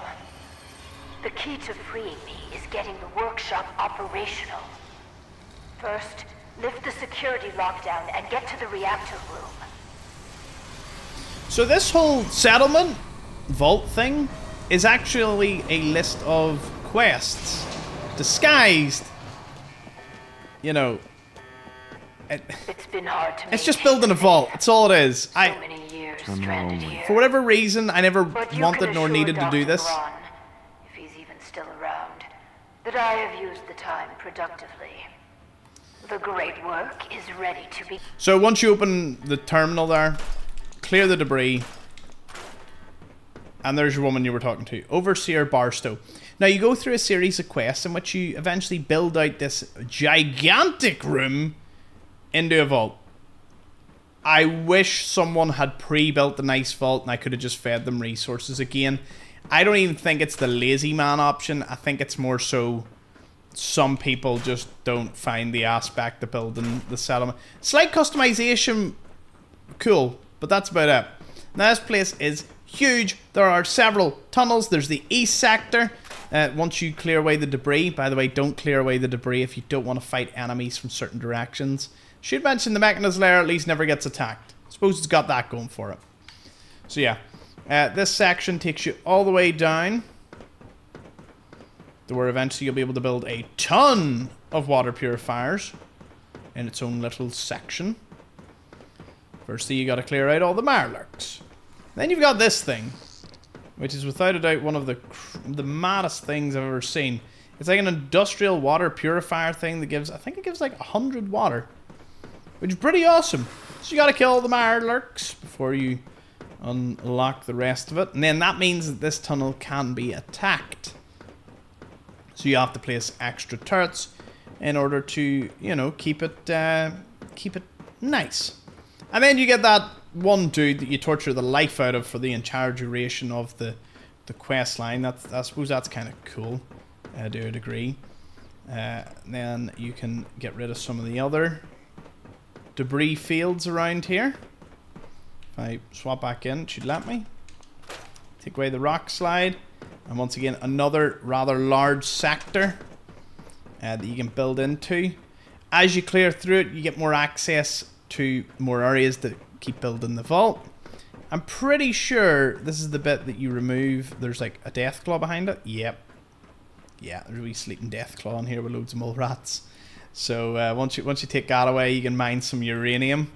Getting into the Skyrim side of things with that sort of carry on. It's vast. It takes you, it walks you through it, and eventually you'll gain access to the university pharmacy as an additional entrance.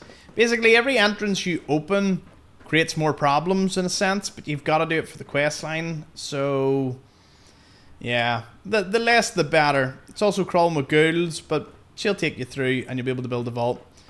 I do not have the patience for something like this, and I've seen people build magnificent vaults. So, cool. Would have rather the DLC that would have been more like Far Harbor or Nuka-world, even Automatron to a degree.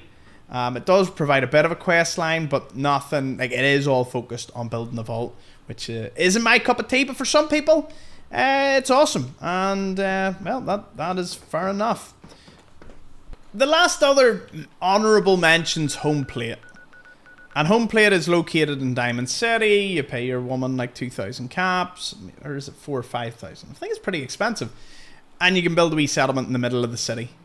And by a settlement, I mean player home. So it doesn't count as a settlement by all degrees, but it has a workshop.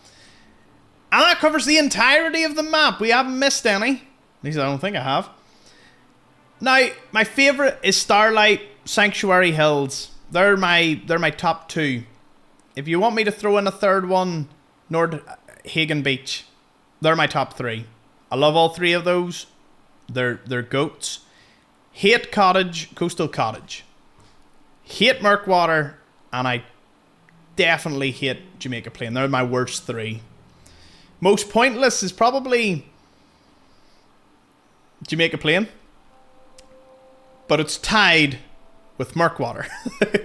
And then the Red Rocket, Nuka-world never made a lot of sense, but, you know, only one settlement. The Hybologists would have made more sense, and you should have been able to unlock it early on to make me want to establish a settlement line. I guess it's just they didn't want you building loads of settlements and bringing settlers into Nuka-world. They wanted you to, you know, side with the Raiders if you were doing that DLC, so I guess I can see that point. And that's everything. All the settlements. Let me know your thoughts, and I must say, thank you all for watching.